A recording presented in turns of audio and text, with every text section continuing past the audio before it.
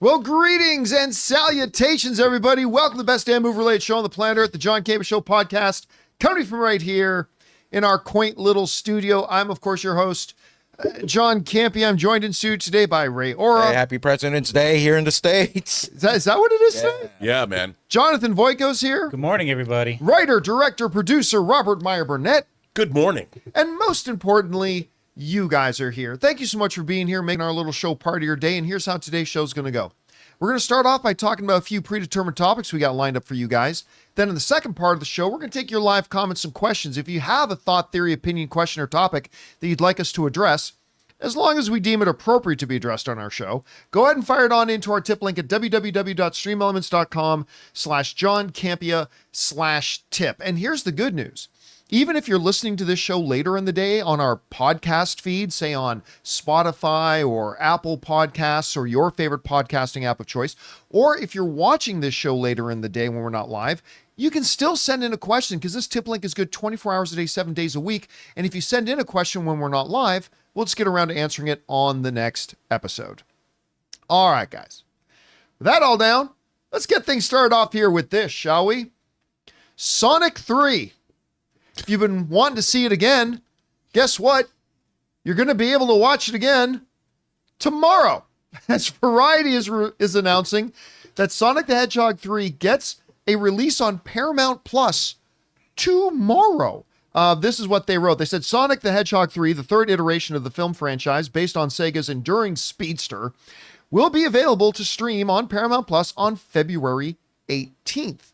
Now, we're about 2 months since the movie was released in theaters, which is pretty much part and parcel for kind of the standard today, roughly, which is all right. But I don't recall the last time we heard of a major film. I mean, it's not Avengers Endgame, but still it was a $400+ million movie. A major film getting its streaming release one day before the release happens. I don't remember the last time that happening. Look, I like Sonic 3. I think it's the least great of the three Sonic movies. I think Sonics 1 and 2 are both better than it, but I still really enjoyed it. I had a really good time with Sonic 3. It was a lot of fun. I'm going to definitely sit down and watch it again, probably tomorrow, sometime in the next 48 hours to watch again, because I only did get around to seeing it the one time in theaters. Right. So I'm looking forward to watching it again. Rob, do you recall a time that a movie, they literally announced it dropping on streaming, especially a big major film like this? And are you planning on watching Sonic 3 again? You know, here's the thing about this. I mean, the point of dropping a movie like Sonic, which did very well in the box office, is to generate subscriptions. You know, you want people that haven't seen it in the theater, they might not be Paramount Plus subscribers. You got to give a little notice, I think, if you want to gin up some interest. So that's kind of odd that they would just decide to do it without any. But maybe they figure it did so well at the box office that they'll just throw it up there. But yeah, I mean, you know, I find myself jumping a lot between, I know you hate this, physical media and streaming, but I'm trying to catch up on things. And Elizabeth hasn't seen this. She likes these kinds of movies. It's funny. The movie was entertaining. You know, I liked it. Come on, Keanu Reeves is in it. Paramount Plus has been pretty good at releasing whether it's a small or big movie on their streaming platform, right away. I think their turnaround time is a lot shorter than a lot of the other, especially Sony. Sony. You mean from announcement to release, or no, from when it hits theaters to their streaming service? Yeah, which is going to kill the movie industry. Yeah, but I noticed that, but it'll give a chance for people who haven't seen it. There's a lot of people that probably haven't seen it too. Who have Paramount Plus who can watch it now. So. I know, but they could have watched it in 3 months. Yeah. You know what I'm saying? I think about a 60-day thing is reasonable. They didn't turn it around too fast. Some places dropping it 3 weeks after it hits theaters, which is ridiculous. Yeah. It's all right. But unlike most of the other studios, Paramount is on a lifeline right now. They got to try to do it. And you know, it's funny. It's funny that which makes me wonder why, to Rob's point, why didn't they do a 2-week build-up to Sonic launching on Paramount Plus? Or maybe they think the kind of surprise is coming tomorrow is going to generate a lot of buzz. I mean, hey, we're talking about it right now, yeah, right? Sure. Or why not today when people are off and they can actually watch it? For Some people are off. I mean, actually, you're right. On the holiday would have been pretty good. Or maybe they think people are going to be busy doing other things. Yeah. But just as a side note about Paramount Plus, Ray, you point out they're kind of on life support. Yeah, because that's the last I've heard, right? But you know what?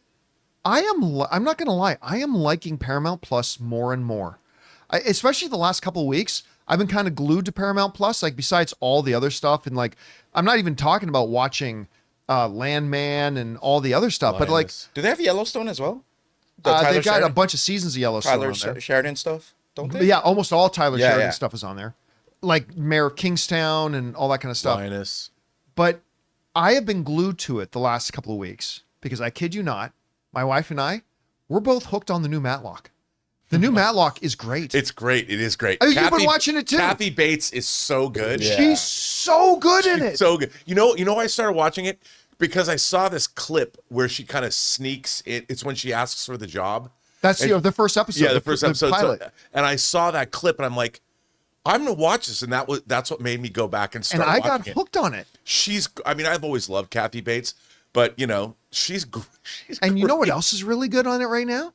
Like everybody's talking about like Yellow Jackets is coming back. That's a big hit. Yeah.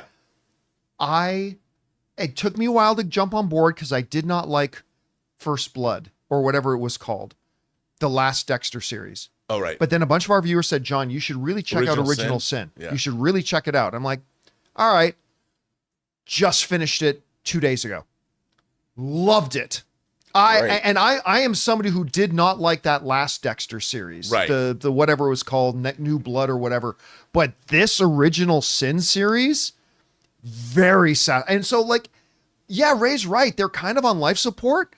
But they deserve better. They're doing some good stuff. I will say this, because I know we have maybe a listener at Paramount, whatever. Paramount dying or not, it's the fans movie studio. I love Paramount. They do a lot of things for their fans or their audience. I appreciate everything they try to do, whether they're killing the movie theater industry or not by doing the streaming thing. I gotta appreciate that one of the movies that I enjoyed that I want to watch again is going to be on streaming tomorrow, which I'll watch tomorrow as well. Anyway, guys, question is for you. What do you think about this? Sonic 3 in a kind of a surprise announcement saying coming out tomorrow. It's going to drop on Paramount Plus tomorrow. And as a side note, you should be investigating Paramount Plus a little bit more. They're actually putting some pretty good stuff on there. Whatever you guys think, jump down to the comments section below and let us know your thoughts. All right, guys. With that down, let's move on to this, shall we? Christopher Nolan's new film, The Odyssey, it's coming out next year. Like a little under a year and a half from now. It's going to be in theaters.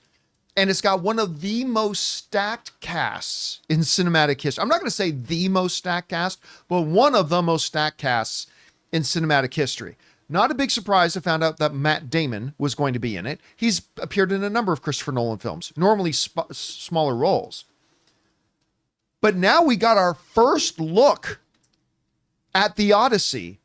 And Matt Damon, he's playing the lead role. I didn't know that before. I don't think anybody did. A lot of people thought any number of the other huge cast members that were announced could have been it, but he's playing Odysseus. He looks dope. And they got the first picture of him out, and damn, to quote Paul Rudd, I always thought that Matt Damon was kind of Streisand, but he's rocking the shit in this. he looks great. I cannot wait to see this. Yeah. I love that they're already. I didn't even know they were already shooting. July I knew they 17th. were going into production very soon, but I don't know. Maybe I did know and I just forgot. But they're full-fledged in production. You know what? It's not since Batman.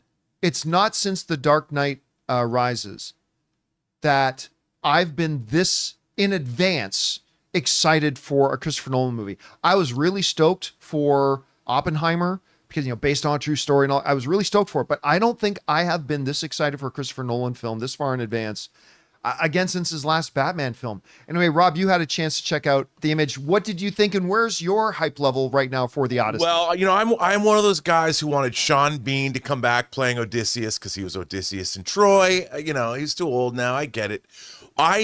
Dude, I can't wait to see this. I was reading an article that, there's like a Cyclops in this movie, Yep. and they're building a giant puppet to be the Cyclops, like in some cave.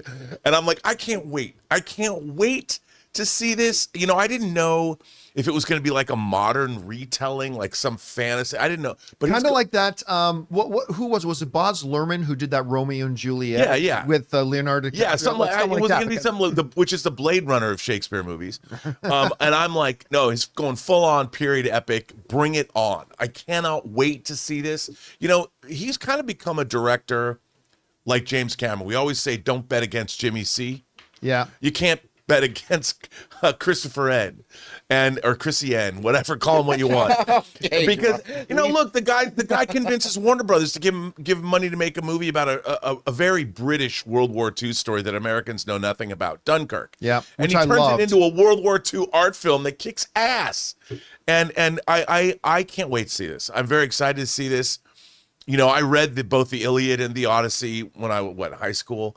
And I used to go to the Iliad bookstore and the Odyssey video store that was on Lancashire, which I thought was clever. I can't wait to I can't wait to see this. I'm very excited. Very excited. Now, just to remind everybody, rundown of this cast: Matt Damon, Academy Award winner Anne Hathaway, Tom Holland, John Bernthal, Robert Pattinson, Academy Award winner Charlize Theron, Zendaya, Mia Goth, Elliot Page, Academy Award winner Lupita Nyong'o, Samantha Morton, John Leguizamo, Benny Safdie.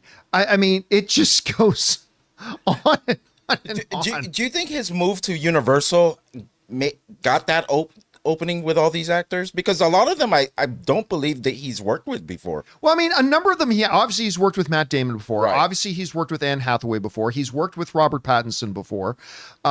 He's worked with Elliot Page before. Yeah.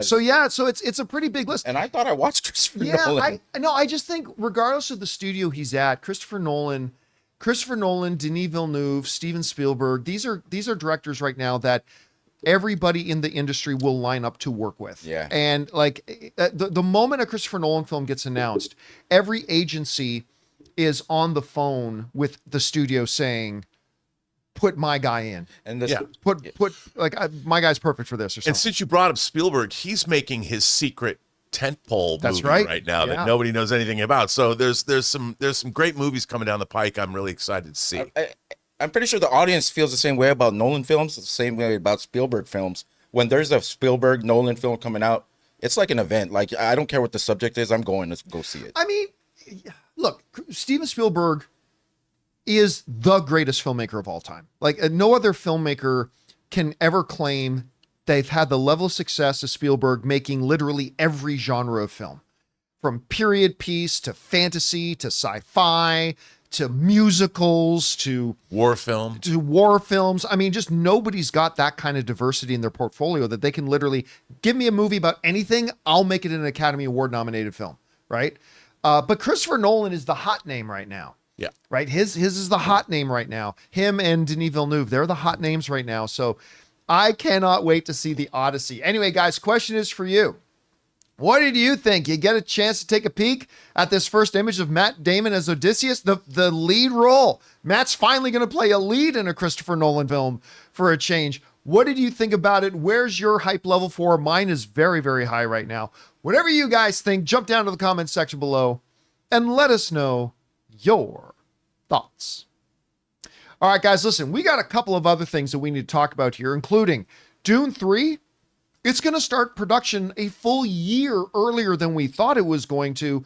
Also, Captain America: Brave New World ends up at #1 at the box office, but with one of the lowest opening weekends in the Marvel Cinematic Universe. We're going to talk about that and a few things more, but before we do, we're going to take a quick second and thank one of the sponsors of today's episode of the John Campea Podcast, the folks who gave me this great-looking shirt, our friends at Birddogs.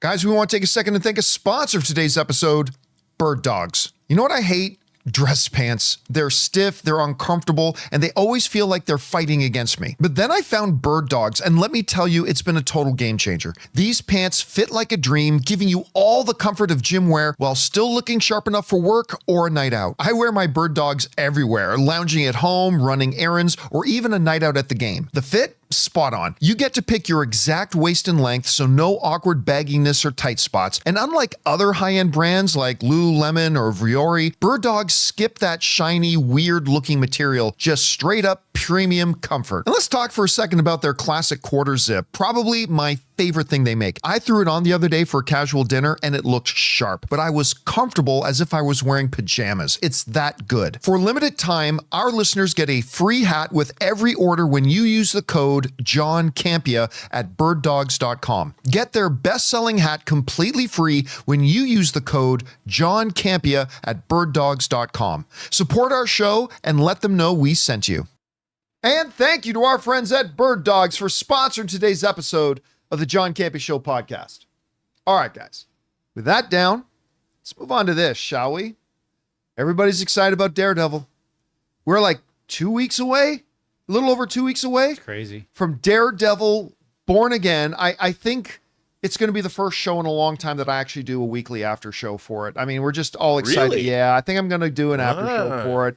As long as I don't end up hating the first 3 or 4 episodes. Yeah. In which case I'll bail. But I'm very excited for it. A lot of people are excited for it. And it took a long time for us to get this new season of Daredevil.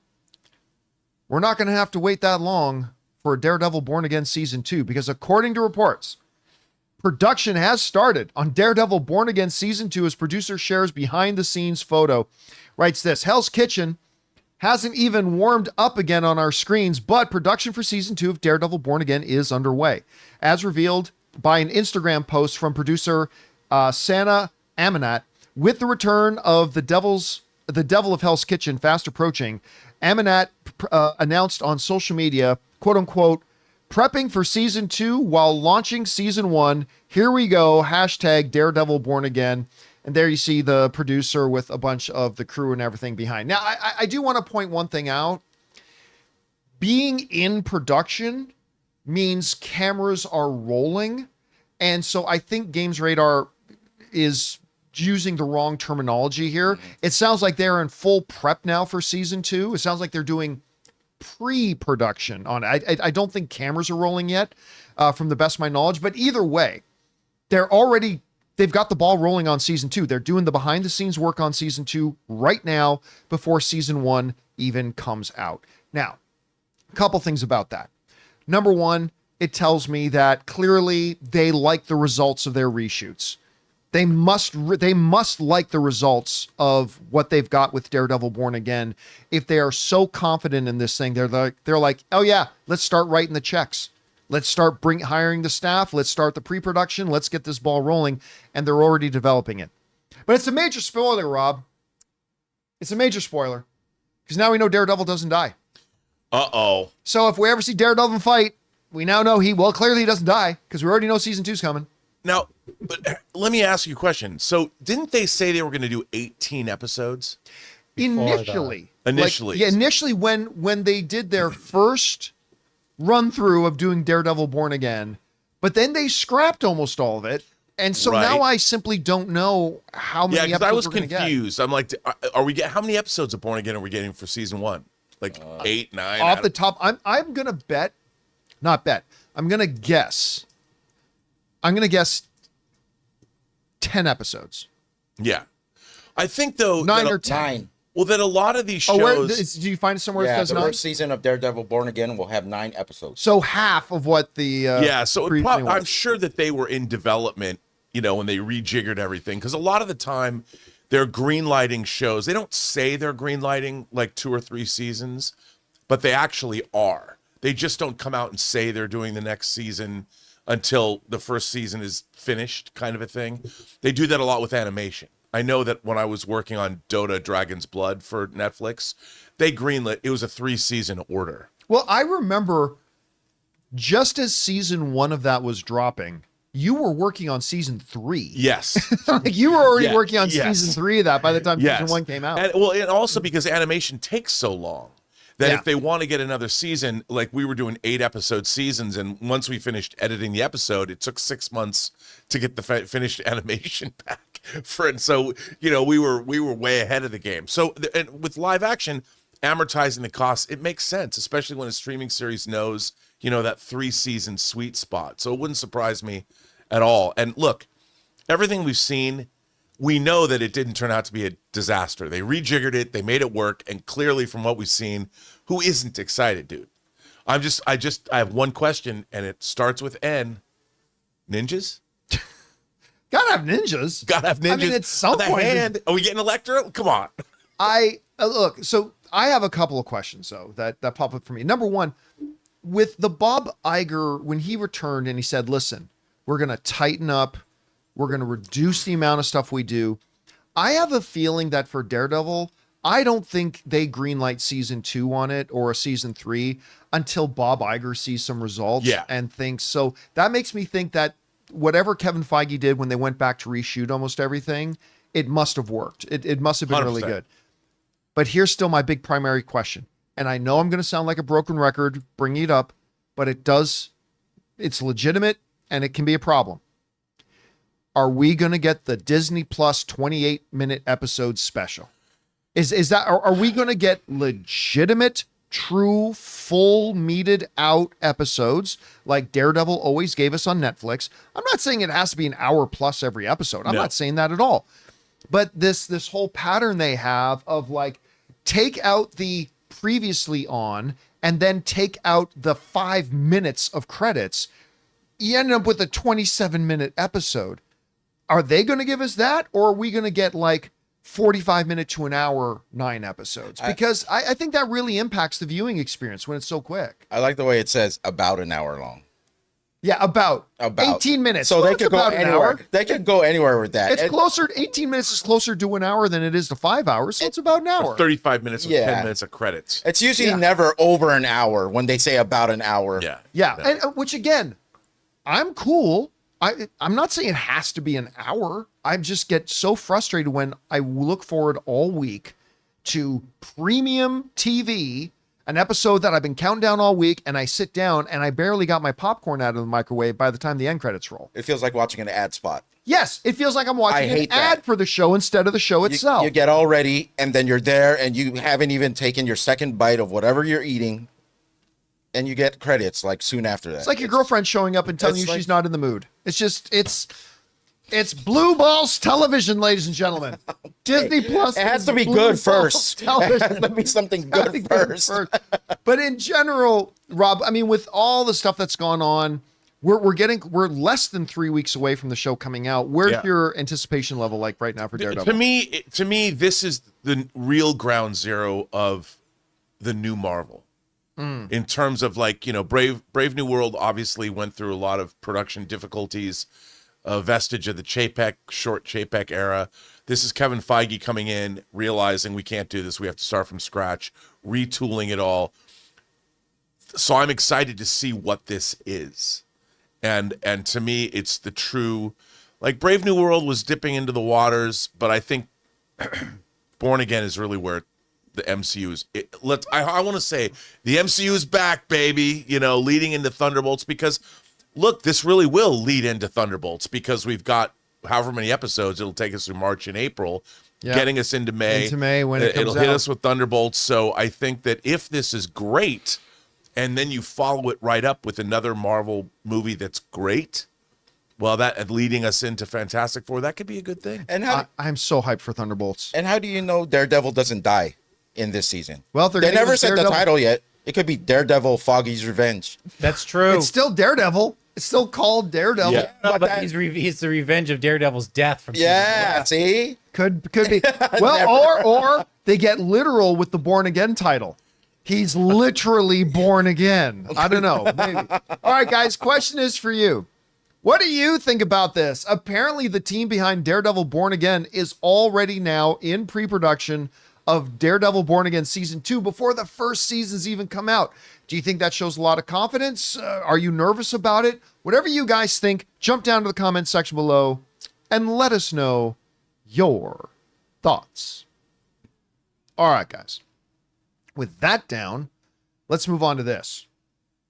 Dune 2, I've said many times, I think is not just the best film of the year, it's the best film of the last 10 years. That's just my personal opinion of it. Other people have different opinions, and that's perfectly good. But it was awesome, and it was a huge success, and we've been looking forward to Dune 3. I've been a little bit nervous about Dune 3 because I don't think Dune Messiah is very good. So hopefully Denis Villeneuve will, work his magic and make something out of it. Because I think there's a lot of things that happened in that book that ain't going to sit well with the audience. But that's just me. But Denis Villeneuve did do a lot of adaptation, a lot of mixing things up with Dune 2, deviated from the original source material, I think for the better on the screen. Maybe he'll do that with Dune 3. But we're going to have to wait for a while because we found out a little while ago that they weren't even going to shoot Dune 3 till sometime mid-2026. Well, not anymore. This comes to us from Screen Rant, who writes this. Director Denis Villeneuve will reportedly begin shooting Dune 3 a year earlier than expected, putting the highly anticipated trilogy capper on a fast track to theaters that was originally guessed. The huge success of Dune Part 2 made it easier for Villeneuve to sell Warner Brothers on making a third film, as the director seeks to complete the story of Paul Atreides with an adaptation of Frank Herbert's Dune Messiah, the second book in the author's legendary sci-fi series. All right, Rob, in a world of movie fandom where we are so accustomed to finding out this has been moved back a year, this has been delayed 6 months. And listen, Denis Villeneuve has like 3 other projects that have been announced. A lot of us have been assuming that he was going to do one of those other projects first before doing Dune 3.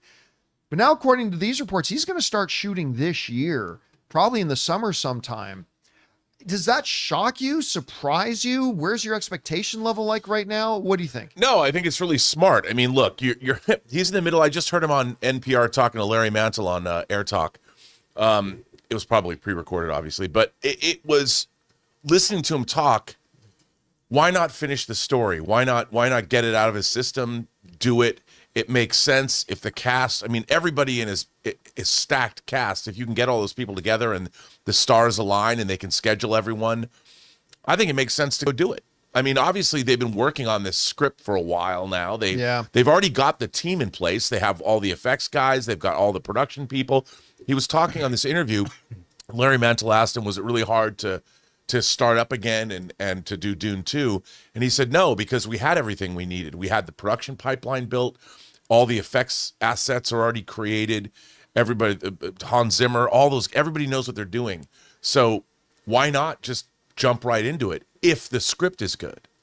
And I think they probably do have a good script because they've been working on it and thinking about it. And, it's exactly what a studio wants. You've got the first movie was really great. The second movie's also Oscar nominated, made a lot more money.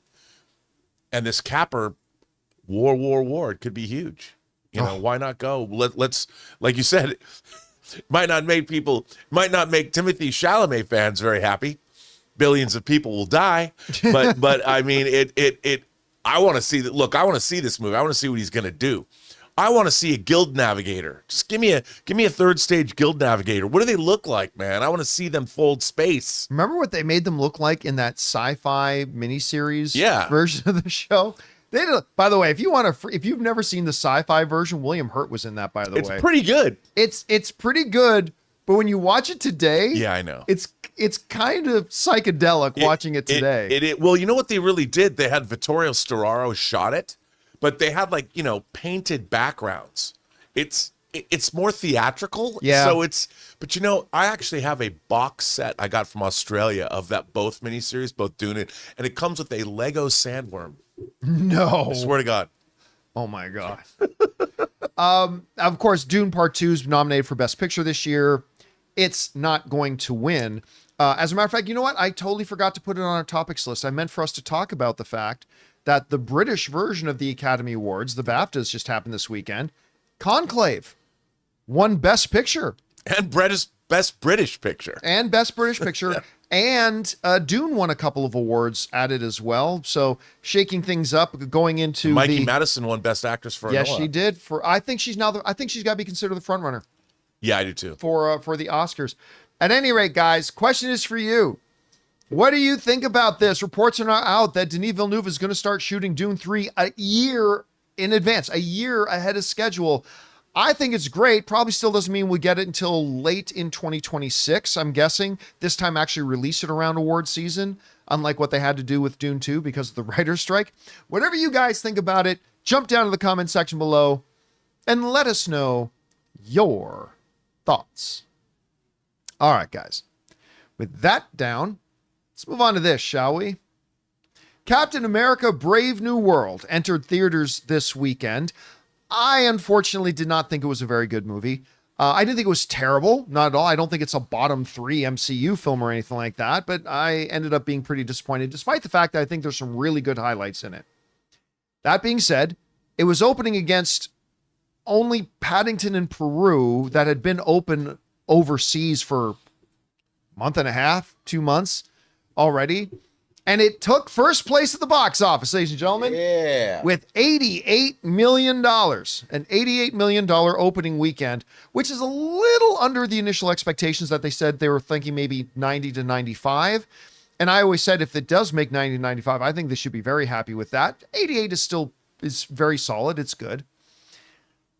But it only represents the 24th largest opening weekend for a Marvel Cinematic Universe film. And it's one of the lowest of the last 6-7 years, only beating out films that kind of opened during the pandemic. So made $88 million. All right. Forbes put up an interesting thing here. It's like how Captain America Brave New World compares to MCU flops. Of course, Captain America Brave New World had an $88 million opening weekend. Ant-Man and the Wasp, Quantumania, had a $106 million opening weekend. Thor: The Dark World, I think maybe the worst MCU film, but that's just me, opened to roughly the same at $85 million. Iron Man 2, which I think is one of the worst MCU films, opened with $128 million. Eternals opened to $71 million. And The Marvels way behind. Marvel's way behind. A movie I actually don't mind. I kind of enjoy The Marvels. Made $46 million opening weekend. Now, here's the good news for Captain America Brave New World. It's got nothing opening next weekend. Like I mean, there's a couple of smaller things, but really nothing is opening against it next weekend. So it's going to really have the opportunity to kind of shine and hopefully have some legs. Rob, I don't think anybody was expecting that Captain America Brave New World, that does not have Captain America in it, it doesn't have Steve Rogers, doesn't have Chris Evans. It's a total change of the character.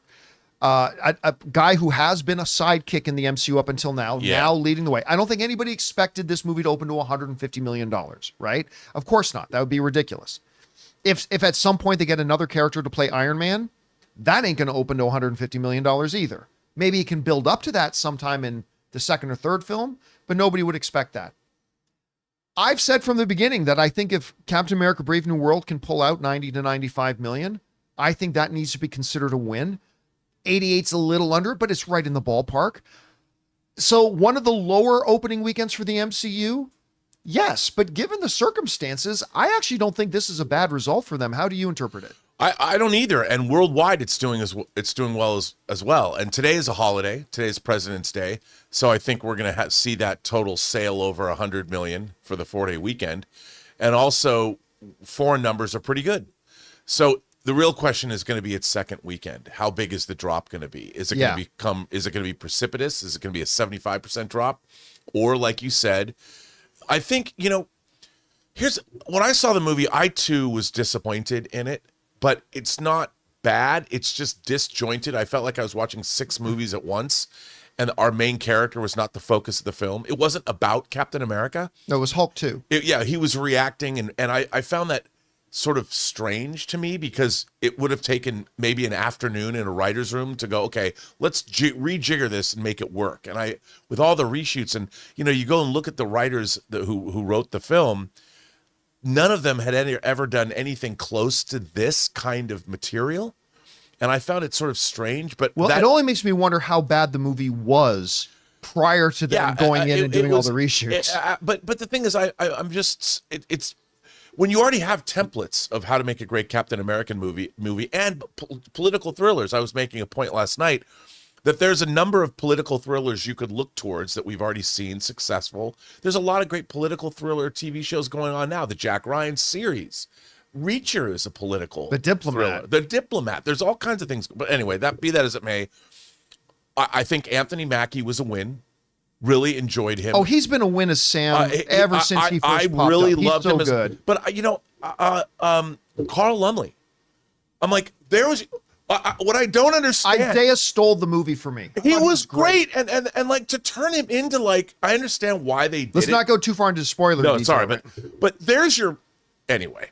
I would have liked to have seen, you know, a Lethal Weapon dynamic, like the two of them hitting the road, and I really like the new Falcon, and I thought, okay, here's these characters are great. I really like them all, and I wanted to see more of them. It was just the story, but it wasn't a loss, you know, it wasn't a loss, but I think people will go back again because it was pretty good. Just like my friend Rob said, Rob G, who was telling me about this, he goes, it's good. I wanted it to be great. I was kind of hoping that I would like it more, but I think the second weekend, John, I kind of want to go back again, more of as an analysis. I kind of want to look at it and just one more time see it through, because I liked everything in it. It just didn't hold together. Yeah, I did not like everything in it, unfortunately. Again, without going into details in the story, for a villain that's supposed to be a super genius, wow, he was stupid. Oh, well, yeah. He was really dumb. Yes. I mean, yes. And like you guys saw in the trailer. So I'm not giving anything away that's not in the trailer. In the trailer, you see Cap fighting Red Hulk, right? When I was doing the open spoiler review, one of our viewers wrote in and said, Isaiah should have been in that fight with Sam fighting Hulk. I'm like, yes. Well, that's what I'm saying. Yes. I mean, there were so many cool. obvious things in the movie, like, why didn't you do this? Why didn't you do that? Like, it could have, and you're doing reshoots? Like, I don't understand, how do you have a Captain America that was between Steve Rogers and Anthony Mackie that existed when Steve Rogers was on ice? Yeah. Why didn't you give him his redemption? Yeah. I mean... By the way, I want to point out, one of our viewers, Saturday movie fan, I think, is saying that, no, John, you don't know. You got it wrong. It made $100 million opening weekend because you count Monday. No, you don't. Captain America Brave New World made $100 million for the long weekend. Yeah. But you always compare apples to apples. The official opening weekend, which is the 3-day weekend, which is what every movie is measured by, and you don't count the Monday ever, is $88 million. Now, it was a long holiday weekend, so you can look at the long holiday opening weekend, which has the extra day added onto it. But yeah, it's the official opening weekend for Captain America Brave New World is $88.5 million. That was $20 million over than what I thought it would make. I actually thought it would make 60. I feared it could, like, I said I did not think it could make that 90 to 95. But I wasn't thinking 88. Like, I was fearing it could be as low as 70. So I think 88 is still respectable. I think that's good for them. And I think you're right, Rob. What's really going to come down to it is, what does the second weekend do? Yeah. Against not a lot of strong competition. Like, I think the Monkey. I was going to say, I think that new horror film Monkey is coming out. But Monkey's not going to be a $70 million opening film. No, but right? it looks pretty good. It does look fun, doesn't it? Yeah. It does look fun. The audience score is 80%. But for here's Captain the thing. America, so there may be good word of mouth. No, but Or here's the they thing. could be just a... You got to put that in context. 80% is one of the lowest audience scores. Do you know what had a higher audience score? The Marvels. You know what had practically equal audience score? Thor 2. 80% is actually one of the lowest MCU audience scores. It's a little bit skewed, but it's cinema. The audience cinema score on it is B-. Yeah. Yeah. So that's why, even though Rotten Tomatoes has the most authentic and real audience score measurement system, because they actually verify audience members who vote actually saw the movie, you got to remember MCU scores skew a bit when it comes to audience score, and 80% is actually one of the lowest. Yeah, if it was more like 88%, 89%. Actually, if I look it up, Ant-Man and the Wasp: Quantumania. Let me see what Ant-Man and the Wasp: Quantumania's audience score. I think it was close to 80%. So let me look it up here. Ant-Man and the Wasp: Quantumania has a higher audience score than Captain America: Brave New World. It's got an 81%. There you go, then. It's the better movie. Therefore, definitively. By the way, I do think Captain America: Brave New World was better than Ant-Man and the Wasp: Quantumania. But again, it has an 81 audience score. So, Den of Thieves 2 has a B+. But most importantly, I see Dogman has an A. Nobody cares about Dog. I saw all Dogman weekend with this guy. So good. All Everyone go see weekend it. with this Everyone go guy. see it. I love Dogman. baby. Can I just say the thing I'm happy about Dogman is that it's out and I don't have to sit through the trailer anymore for the 100th time. Hey, interesting. Nosferatu got a B- as well. Yeah. And a lot of people like that movie. Yeah, I'm one of the only. I'm sitting at the uncool kid table. I didn't like Nosferatu all that much. There's no more tables like that, John. You could just still sit with your. But Captain America: Brave New World, 88 million. Now the question becomes: will it have legs? Will it hold up? Can it make 45 million on its second weekend? I don't think it will, but who knows? Maybe it does. Guys, question is for you. What do you think about that $88 million opening weekend? I think it's very respectable, especially when you're considering it's a franchise that all of a sudden doesn't have who has been their main star and their main character completely gone now. I think 88 million is really good. How do you interpret it? Whatever you guys think, jump down into the comment section below and let us know your thoughts. All right, guys. With that down, it's time for us to move on to the most important part of our show, which is, of course, taking your live comments and questions. But before we do, we're going to say goodbye to writer, director, producer, Robert Meyer Burnett. You'll be back again tomorrow. Have a good one, Rob. I will see you all tomorrow. And before we get to all that stuff, your questions and everything, we're going to take a second and thank another sponsor of today's episode of the John Campea Show podcast, our friends, brand new sponsor around here at Indeed.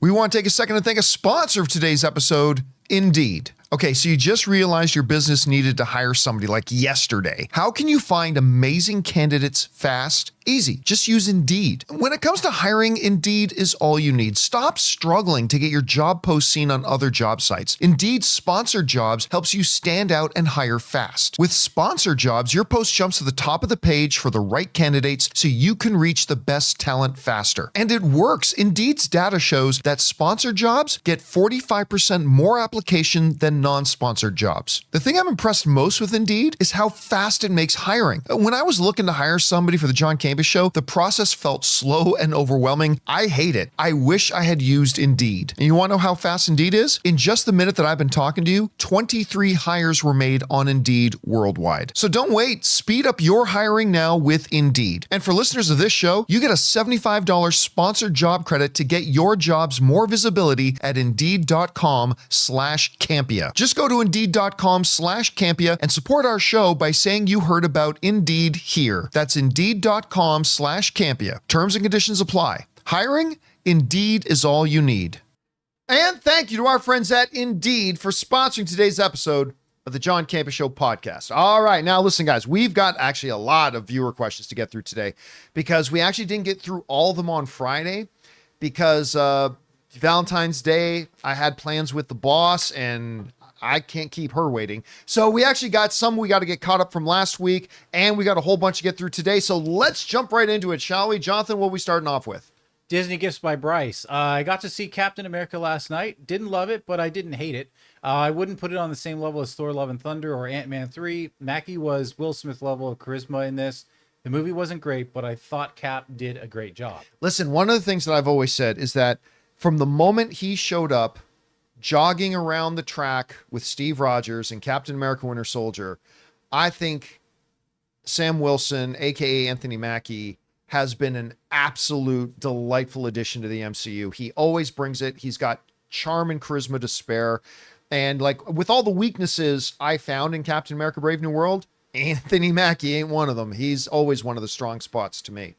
All right, what's next? Okay, we got Mega Red. Hey, crew, I'm getting a wisdom tooth out today. Woo! It's at 11, so hopefully I can listen along to the show at the same time. Was very disappointed with, well, actually, they'll probably knock you out. But anyway, was very disappointed with being Brave New World. It just felt so blasé and lackluster compared to many other Marvel movies. Hoping Thunderbolts is better. You know, no, I've had my wisdom teeth out. They never put me under. Oh, really? They knocked me out. I had 4 done, and they took. Oh, 4 done at once? Yeah, and they put me out. Okay, I never had 4 done at once. I might ask to be put under at that point. You know what used to be bad? Sorry, total side note. I remember back in the day when I was a kid, you always hear the worst thing you'd want to get at the dentist is a root canal. They're so good at it now. I had to get a root canal done on one of my chipped teeth that I got from a Muay Thai thing. But Oh, wow. they went in and like they didn't knock me out. I almost fell asleep in the chair. They're so good at that now that root canal isn't even that bad. But wisdom teeth, yeah, that's still an ordeal, man. I good luck. Good luck. All right, what's next?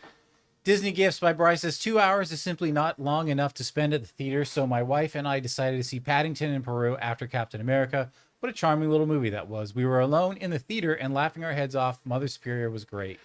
First of all, you have one of the greatest actresses of all time playing Mother Superior, and which was a great addition to the movie.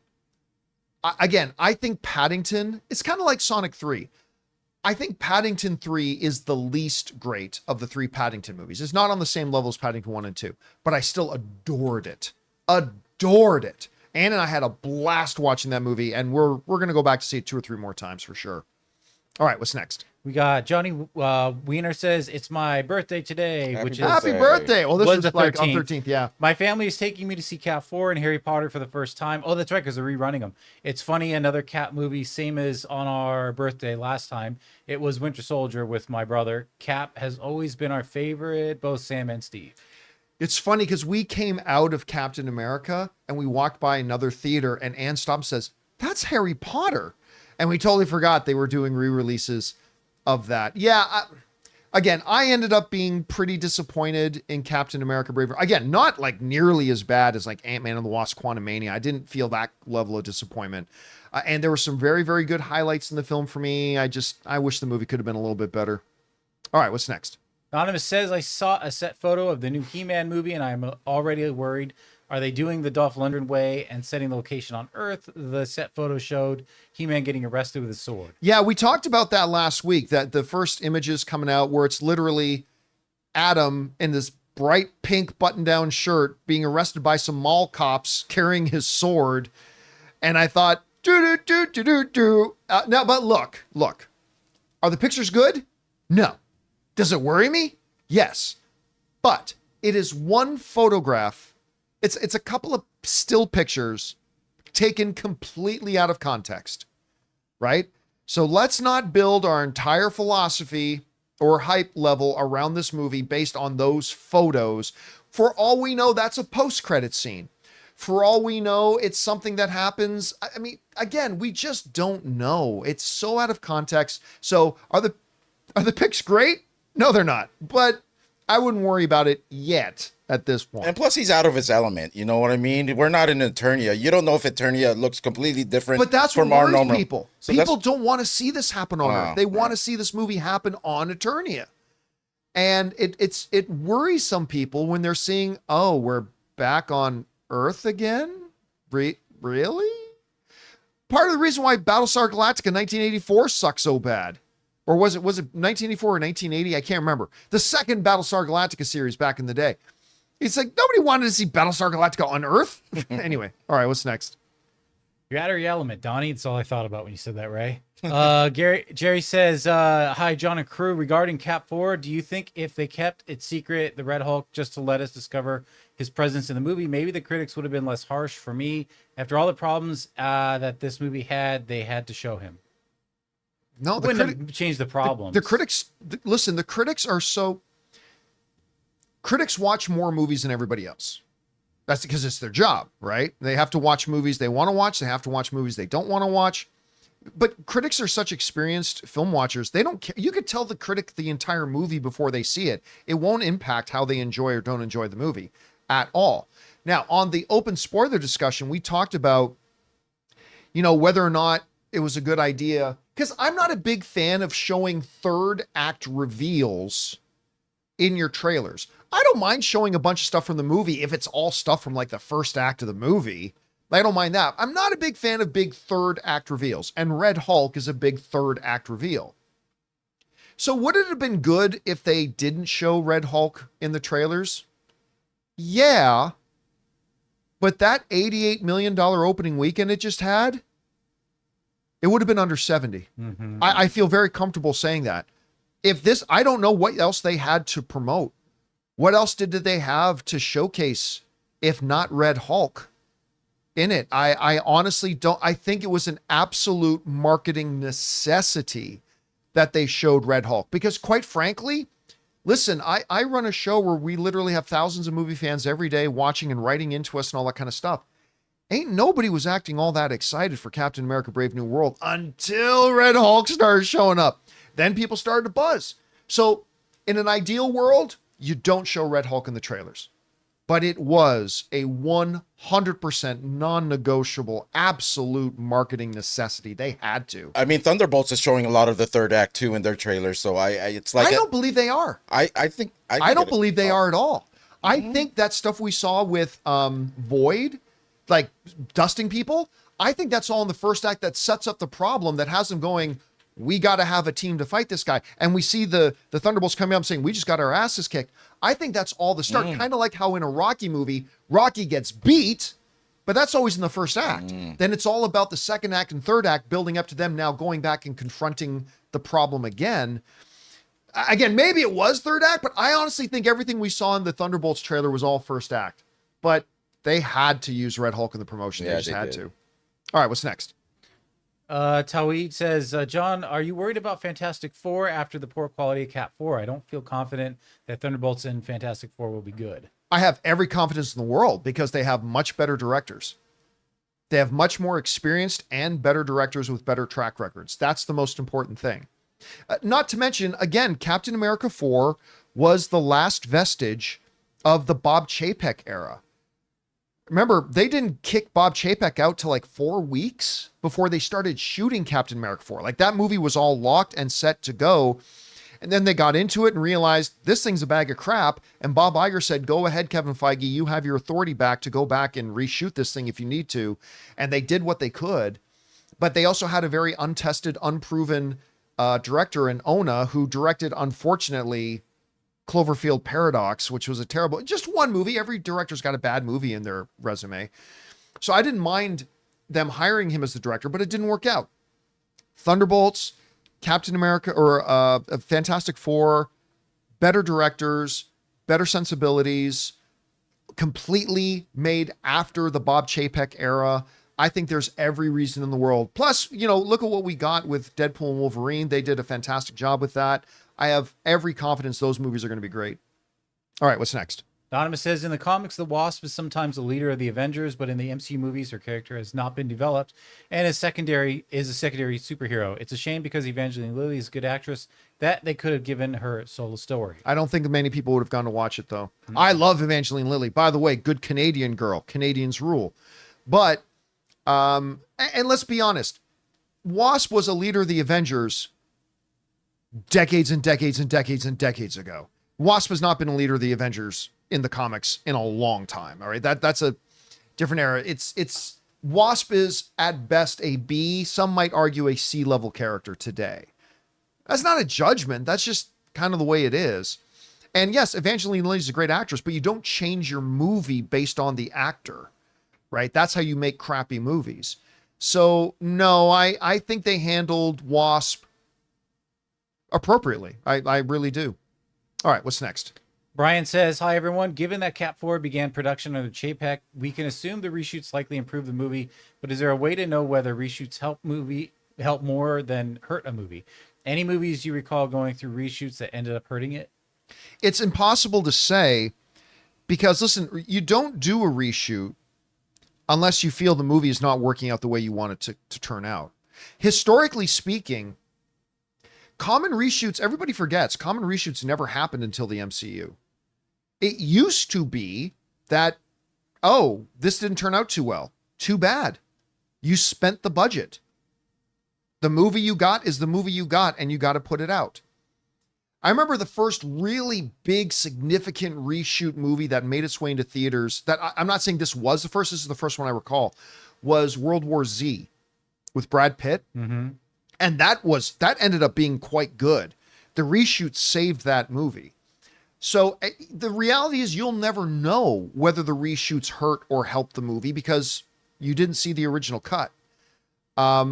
from everything I hear and understand, they salvaged Captain America 4. Even though I didn't end up liking it very much, they ended up salvaging it. From what I heard, it was actually quite a bit worse. All right, what's next? Vale says, personally, I thought the movie was decent, but the exposition was too much. Would have liked to see the leader's origin rather than being told about it. We did sort of see his origin. This is one of the briefly. problems, though. They basically made Captain America 4 a sequel to that Hulk movie. Yeah. A Hulk movie that most people didn't watch. Yeah. That's a little tricky. It was a weird end to tie up. Of all the ends to tie up, that was a weird end to tie up. Like, I like that Hulk movie, obviously, because I'm in it. I am the star of the MCU. So, I mean, obviously I like that movie, but is whatever happened to the leader really a thing that needed to be tied up? Did that really need to happen? Yeah, I don't know. All right, what's next?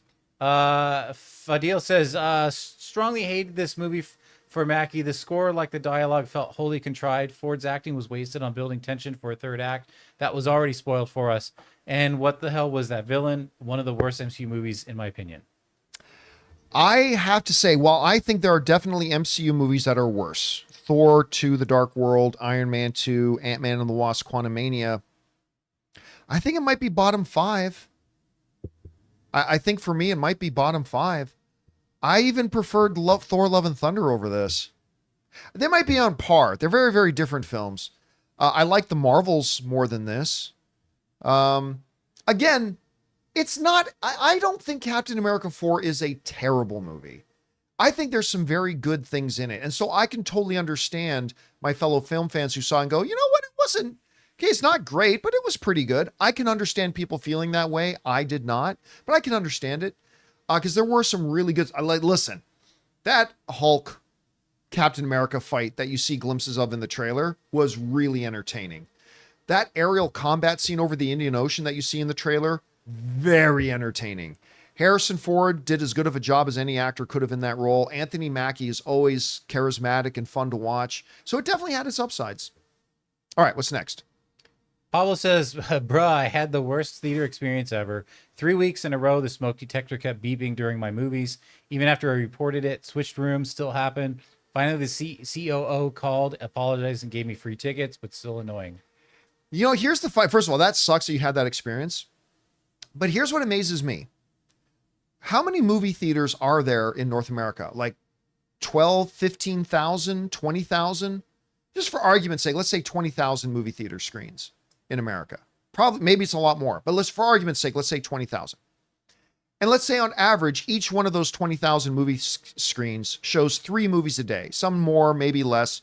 So we're talking about, in the United States, going off my hypothetical numbers, there are 60,000 movie screenings a day.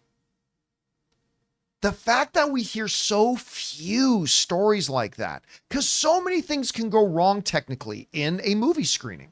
A lot of little technical problems can happen. And the fact that we actually hear about so few of them, considering there's like 60,000 in the day, I think is actually pretty impressive. All right, what's next?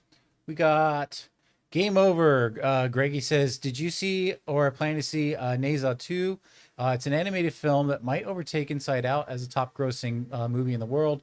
Currently sitting around $1.5 billion after 3 weeks and on an $80 million budget. I've talked about this movie before. I do not give any credibility to Chinese authorities reporting Chinese box office of Chinese movies.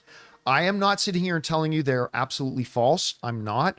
I'm just saying they don't follow the same level of QC that and reporting and validation and verification that every other movie market does. And so, like, some people get mad at me. Feel free to be mad if you want. I've just seen too many things, too many situations where the Chinese government reporting Chinese box office of a Chinese-made movie is sus. And I just don't give it any credibility. Again, I'm not definitively telling you they're fabricating everything. I'm not saying that. I'm just saying when I look at their vetting process, which is basically non-existent compared to every other movie market, I just don't give it credit. I don't give it any validation. Anyway, what's next? Christopher Rosado says, you said you think Marvel may not have had confidence in Captain America due to how much they marketed it. going by that logic, I think they love Fantastic Four. Heck, they did a special Fantastic Four countdown for IMAX in front of Captain America. You know, I said before the movie came out, I said, I have never had the sense from Marvel that they are particularly excited about Captain America 4.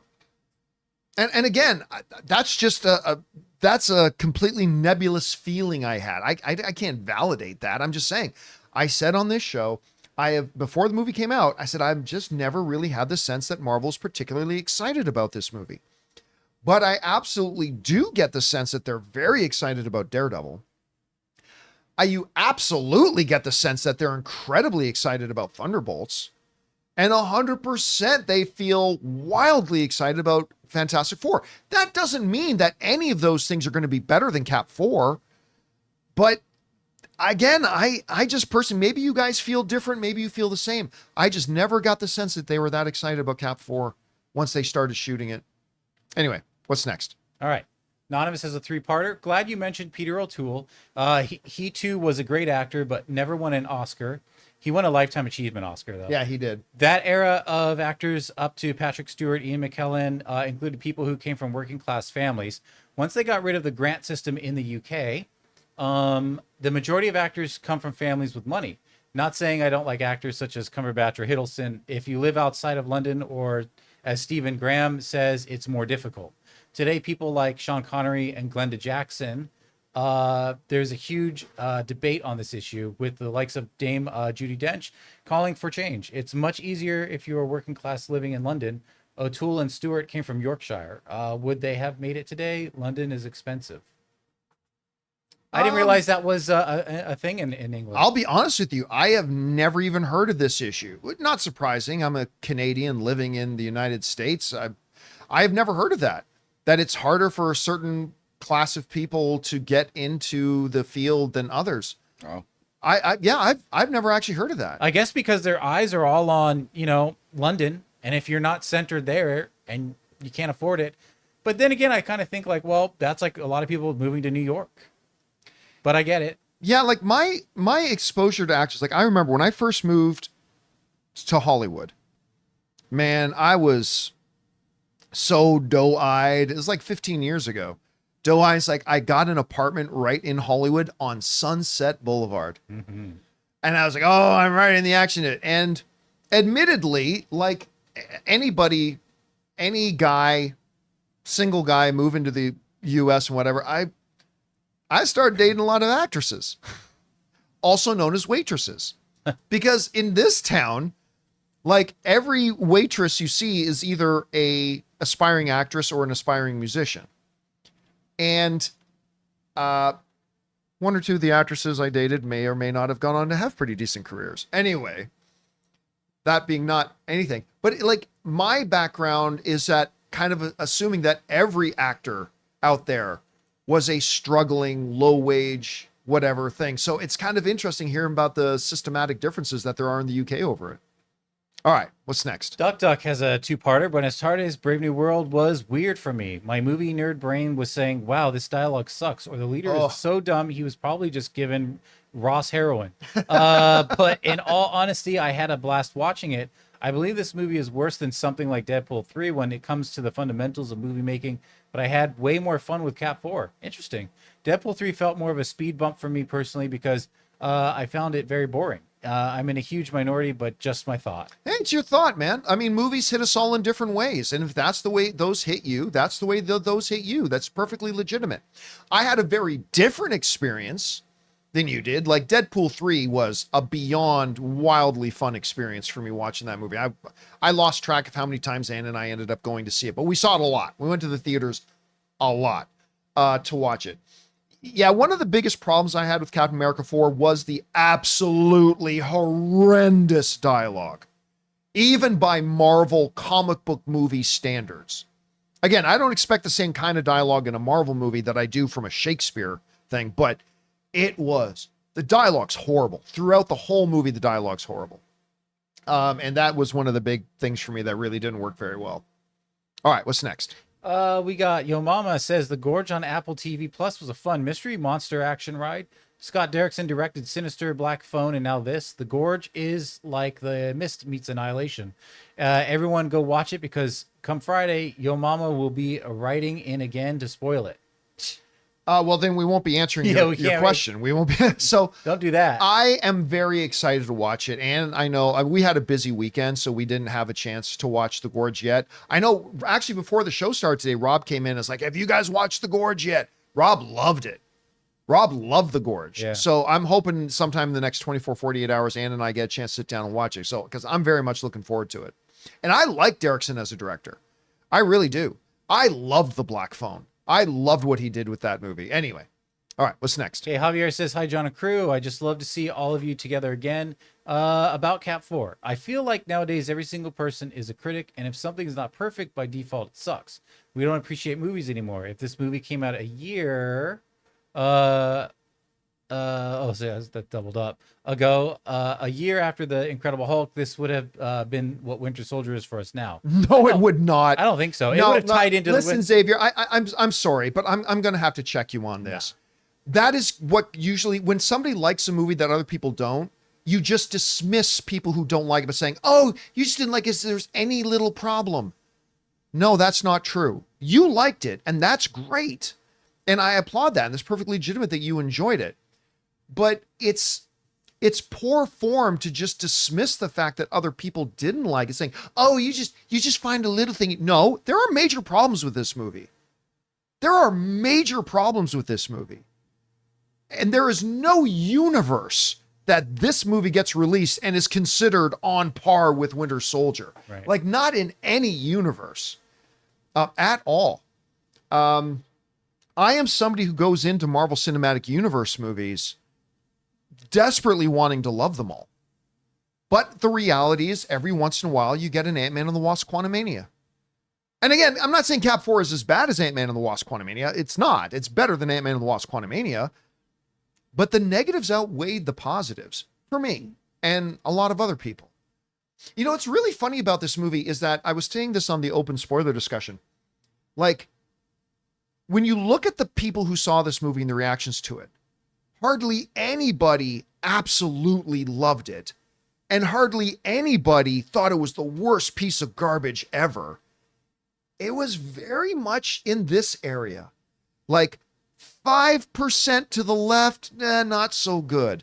5% to the right, it wasn't great, but it was pretty good. You know, it felt like most of the audience lived in that pie piece. You know what I mean? And I like I've said before, I think if they just did 2 or 3 things more right that they did wrong, I probably would have also ended on the, it's not the best MCU thing, but it was all right. Like, I probably would have ended up there. But instead I ended up a little bit on the other side of that, where I'm like, it's not terrible, but it's not good. So, I mean, again, Xavier, I would encourage you to not do that thing where, oh, people didn't like what I liked? Then I'm just going to dismiss what they like. I'm going to make up an excuse as to why they didn't like it. Nah, man, people like me didn't like it because we watched it and we didn't think it was a very good movie. That doesn't mean your opinion that it was good is any less valid than ours. The film is subjective. That's fine. But yeah, don't make up excuses for why other people didn't like something that you liked. All right, what's next? Anonymous says, hey, gang, the other day I decided to watch a Spielberg movie called War Horse. And man, was it was it's incredible. Amazing. It was nominated for Best Picture. It's an incredible film. Cried at the end, a beautiful movie. It was Tom Hiddleston and Benedict Cumberbatch in it, and it was scored by John Williams, so basically epic. It would shock you. I mean, I remember we sat down and counted how many Steven Spielberg directed movies have been nominated for Best Picture. And a lot of them are horribly underrated. Munich. People don't talk about Munich. Munich was awesome. Munich is so good. War Horse was fantastic. West End Story is insanely good. I mean, you can just go, it's just like a rundown. This huge film after film after film after film. Yeah, but yes, I think War Horse is one of those forgotten gems. It's an incredible movie. I'm glad you liked it, man. All right, what's next? David says, pulling a Captain Paddington today, or maybe Captain America in Peru. In other words, In I other like words, that. I'm double featuring today, and I'm stoked. Paddington 1 is great. Paddington 2 is genuinely a master class. And new Marvel movies are always exciting. Yeah, I very easily Paddington and Prue is the best film this weekend. I mean, easily. It's not the best Paddington movie, but it's still wonderful and charming and heartwarming and delightful and laugh out loud. It's great. And Captain America is not the worst MCU film. Again, like I didn't walk out of Captain America 4 going, oh, what a waste of time. I wish I never saw that. Nah, there's some pretty cool stuff in it. But yeah, I was hoping for something better. All right, what's next? Ghazi says, hi, John. I've been watching The Bear. Do you think it is this tense in every restaurant? OMG, it's a living hell. I could never be a chef nor own a restaurant. I remember a few years ago, Ann and I, and this is a bunch of years ago, actually, the first time I saw a true documentary on the behind the scenes of restaurants. I worked in an Italian restaurant for a while when I was younger. And yeah, the kitchen can be one of the most intense, stressful experiences you'll ever have. I mean, because nothing adds to tension than a clock. And every time an order comes in, the clock starts. Because every single, we went out to dinner last night, right? This is a great example of assholes. Because we were the assholes, although we never complained. But we were sitting there, and it's like, hey man, it's been like 25 minutes since we put in our order. Now, we never complained. We never said anything to the waitstaff or anything like that. But the people working in the kitchen are fully aware of that. And they've got like a new order coming in every 30 seconds. And every time that an order comes in, a clock starts ticking. It's got to get done. It's got to get done perfectly. And it's got to get out of the kitchen, right? And I remember watching the first documentary on that. So yes, do I think that The Bear pretty much represents how insanely stressful it is in a kitchen, in a real restaurant? Yes, I do. All right, what's next? Okay, we got MCU says, hey guys, John, you mentioned that Sam shouldn't be the leader of the Avengers, which I kind of get. But I can see him co-leading the team along with one or two others like Captain Marvel or Wong. After all, Tony and Thor were leaders in their own rights. Thoughts? Like he could be a lieutenant or something. Tony and Steve were not leaders in their own right. They were the leaders. Yeah, they were the Cap leaders. Particularly, right? To quote Tony Stark, he's the boss. I just pay for everything. Yeah. That's a good line. Yeah, that was a great line in that movie. He's the boss. I just pay for everything. They were the leaders. The problem is, I don't see very many. Look, one of the additional tragedies of the passing of Chadwick Boseman was, I think, T'Challa was being positioned and was in a great position to become the new face of the MCU and the leader of the Avengers. I think that was Kevin Feige's plan post Cap and Iron Man. And then Chadwick Boseman tragically passed away. In the absence of T'Challa, I don't know, do I think Sam is a good candidate to be the leader of the Avengers? No, I do not. But to be fair, in the absence of Chadwick Boseman, I'm not sure there are very many great candidates to be the leaders of the Avengers. The one name that comes up for me is Hawkeye. Government, military background. He is one of the OG Avengers. I don't think Thor can be the leader of the Avengers. I definitely don't think Bruce Banner can be the leader of the Avengers. Natasha's gone. Steve's gone. Tony's gone. So, and I don't think Doctor Strange, he can't be the leader of the Avengers. He's not even in the Avengers. So the only viable name I really have for being, I don't think Wong can be the leader of the Avengers. I don't think Shang-Chi can be the leader of the Avengers. The only name that really comes up to me is maybe Hawkeye. He's an OG. He's got the experience. He's faced every possible crisis and scenario. He was on the big endgame mission that saved half of humanity. Yeah. Well, he's retired too. Yeah. But he's come back. Yeah, He's coming back. And Black Widow, well, she's dead. But she kind of had that role where she was kind of holding it all together, and they have the same background, a similar background, so I could see that with Hawkeye. Yeah. Somebody brought up Captain Marvel. The problem, you can't. She's I don't never think you on can Earth. have Captain Marvel because she's very rarely on Earth. Yeah. So I mean, I like my leaders like they don't need to be like the people speaking to the public. I like them like in the background, like Rick Flag was the leader of the Suicide Squad. Sure. But he wasn't like the person that was on the Right on the front You know, lines. I just like them, you know, planning things. That's why Sam's okay to Schemers. for me at least. But again, the problem is to me, and again, I could go through all the problems with all the other characters as well, but we're talking about Sam. Sam has been a sidekick in the Avengers up until this point. Right. Been the sidekick. There are too many other people who, even within the Avengers themselves, way outrank him and have far more experience and have. I mean, remember, Sam was dusted in the events of Endgame. He didn't show up until the very end of the last battle. Like, he's not a good choice for it. But then again, I don't know that there are many other good choices, to be honest. So I'm not really sure. All right, what's next? Brandon Salad says, "Hey crew, caught The Gorge this weekend on Apple TV. Wow, what an incredibly fun film. Chemistry between Anya and Miles was great. Story concept was well executed and interesting. My only gripe is this deserved to be in theaters." I remember when I first saw the trailer for The Gorge, and again, I haven't watched it yet. I'm going to watch it in the next day or so, and thinking, why? Wait, this is going straight to streaming? This is a theatrical movie, man. I don't know why this movie wasn't in theaters, and I haven't even seen it yet, and I don't know why it wasn't in theaters. All right, what's next? Forbidden says, "Not just experience, it would also be weird for these minor Avengers all of a sudden to have some kind of ties to Doom, Reed, Peter, Strange, make the most sense to lead, but they are not really Avengers per se, kind of like with Happy and the new Falcon." The thing about Spider-Man gets brought up a lot. Spider-Man has no business. I'm sorry, guys. And I love Spider-Man. I love Tom Holland's Spider-Man. Spider-Man has no business being the leader of the Avengers. Not this iteration. He's a kid Yeah. If this was who's like, never led anybody or anything. right. He was just an intern, basically. He's an Avengers intern. Yeah.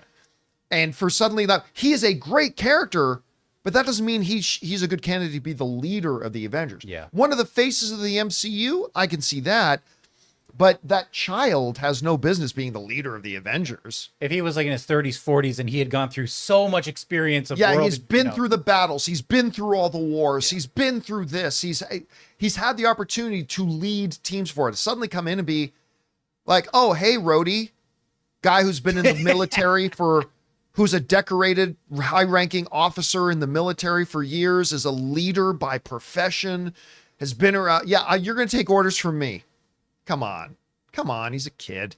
All right, what's next? Mr. Rhodey, I don't want to lead. I don't want to lead Mr. Rhodey. John Nelson says, "Hey, John, I also didn't like how Captain America was drinking in the limo on his way to meet the president for an important meeting.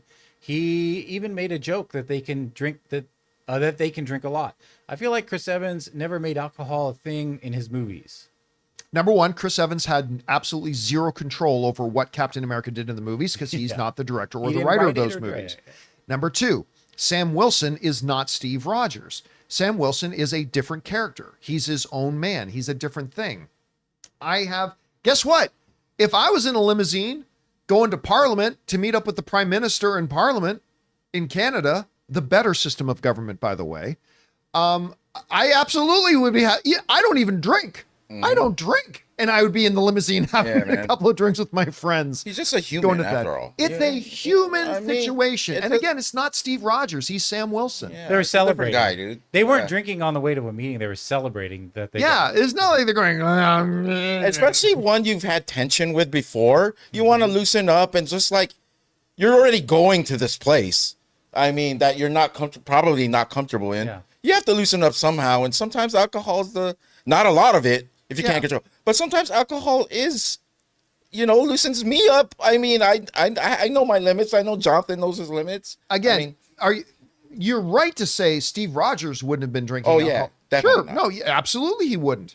But this wasn't Steve Rogers. This was Sam Wilson, and But- he would. But I bet you if Bucky said, hey, you need to try this, Steve would have tried it. Like, you need to try it when he was like the scrawny Steve. Because he was Of course such a he good would have done friend. whatever Bucky said. So Steve has pressure. had I can't put it past that Steve But Rogers I'm hasn't saying had a drink. in that situation, Right. in a limousine on the way to meet the president, would Steve Rogers have had a drink? He might not even Probably showed not. up. But although, you know what? He might not even showed up. Yeah. With the super soldier serum, though, he probably could have, and it probably wouldn't have. he affected would have very much. metabolized it immediately. Yeah, You're right. immediately. All right, what's next? Your name says, considering what the Widows and Black Widow were capable of doing and what Sam Wilson said about not getting in their way, which Sabra is more of a badass, the one in the comics or the MCU? You know, here's a funny thing. As somebody who did not like overall, again, I didn't hate it, but overall didn't like Captain America Brave New World. I see a lot of people criticizing that new Widow character. I had no issues with her. My problem with her was that they just didn't have anything for the character to do. There was no point in her being in there. You know what one of the viewers said to me on the open spoiler discussion? The president's main Secret Service agent girl and the Widow girl should have been combined into one character. And like, she should have been the president's main top level Secret Service person. And like, it should have been one character. And my like head exploded when they said that. I'm like, that absolutely would have been the right thing to do. Because then it would have given that character much more significance overall, because you're combining two into one. I absolutely think that would have been the right decision for them to do. All right, what's next? Your name says, watching some movies requires a suspension of disbelief. After watching the trailer for Snow White, extreme amounts of suspension of disbelief is required to believe Gal Gadot is less fair than Rachel Zegler. I don't know, man. I don't know about that. Those are both stunningly attractive people. Like male or there are just some people in the Hollywood, male or female, who are just ridiculously, stupidly good looking. And whatever your thoughts about either of them are, like just pure from a pure physical point of view, male or female, those are two of the most attractive people in Hollywood. So I have no problem looking at them and saying one has been the fairest in the land up until this point, and now this other one is now considered the fairest of the land. Yeah, I think that's a pretty close call. I think that is a pretty close call. And these are two stupidly attractive. And she's a witch. Who's to say she really looks like that? Well, that's the thing. Well, but remember, the mirror has told her up until that point she is the fairest in the land. Yeah. Until Snow White comes along, right? So I think they are both, as human beings, stupidly hot people. These are two really hot looking people. All right, what's next? Okay, Alberto has a two-parter. Hi, John and crew. I've been a regular viewer and a fan of the show since 2018. Thank you, man. This is my first time sending a tip. Sorry. Oh, thank you so much. Sorry it took so long. No apologies necessary. But I actually have a question about a movie franchise I really enjoy, and after 14 years is kind of a big deal. With the announcement of the new Final Destination movie coming this way, what do you think of the franchise, and what do you think of the trailer? Personally, I love the franchise, and this new one looks like it's going to come back with a bang. Cheers. I'm not going to lie to you. First of all, thank you for watching for so long, man. I've never been the biggest fan of the Final Destination series. There was one of them, I think it might have been number 3, that I thought was particularly fun. You know what the funny thing is? The new movie opening this weekend, Monkey, kind of looks like a Final Destination movie in some ways. Yeah, a little bit. The kills are very similar. Yeah, it's like the way like everybody's going to die in some weird kind of wild way.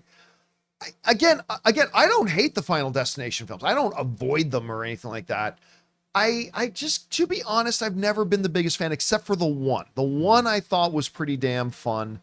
And then the rest have frankly been kind of forgettable to me. But listen, there's no denying their place in the zeitgeist, because even though none of them have been huge blockbusters, they all make a little bit of money, and they keep making them, right? You can't say that about every franchise. What I enjoy about that series is that they always tap into common people's fears, whether it's dying in an airplane crash or a roller coaster going off the rails. That's what I think it's unique to that series, is that they always find those things that even if it's a small group of people that fear it, they'll still put it on the screen, and you get to actually visualize what your fear is on screen. Yep, and they take advantage of that. They sure do. All right, what's next? Brian O'Connor, a while back, John said he'd be surprised if Feige was still at Marvel in 3 years. Feige, I feel, will stay till the end.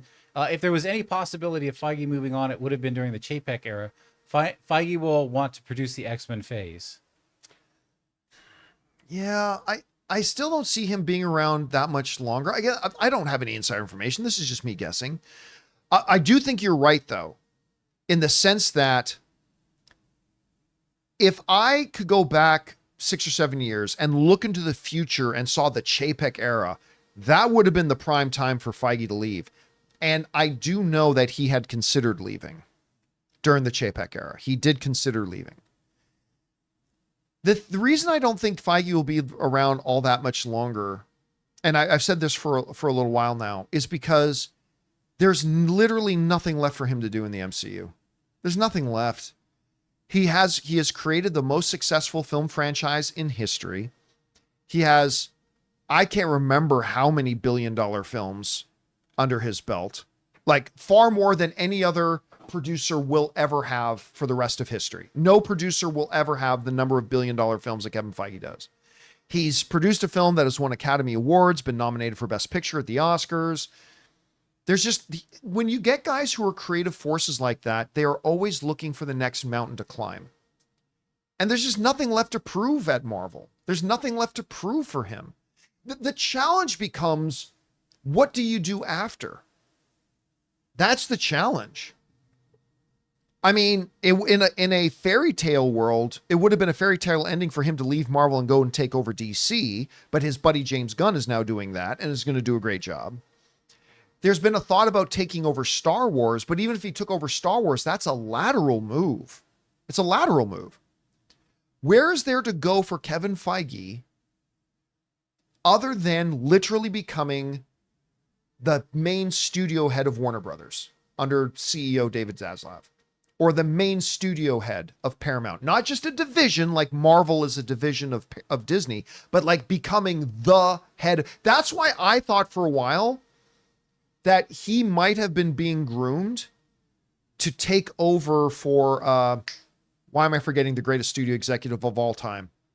Alan Horn. Okay. I thought there was a little while that I thought they might have been grooming Kevin Feige to take over Alan Horn's job at Disney to be the head of all of Disney Pictures. Right. But there's only so many of those to go. Anything else is just a lateral move. So until I think Kevin Feige finds that step up opportunity, and there's not many of them, everything else would just be a lateral move, and maybe he stays where he is for now. But one of these days he will be the head of a major studio, and that'll be the day he leaves, I think. All right, what's next? Brian O'Connor says, I love the idea of Tony Stark as Doctor Doom. So much drama there. I just have no faith that they'll genuinely execute this high concept idea in a satisfying way. The MCU tends to stick to simple and easy ideas. None of the multiverse stuff has been rich. Nothing about Winter Soldier was an easy and simple idea.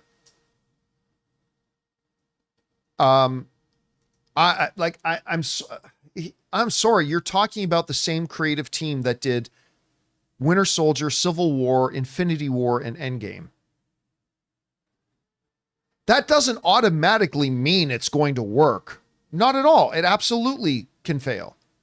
Absolutely can fail. But to say I got no faith because the team behind it can't make something good or something with deeper, richer stuff. This is the same team that did Winter Soldier, Civil War, Infinity War, and Endgame. I think he meant anything that's had to do with the multiverse has been simple and like not.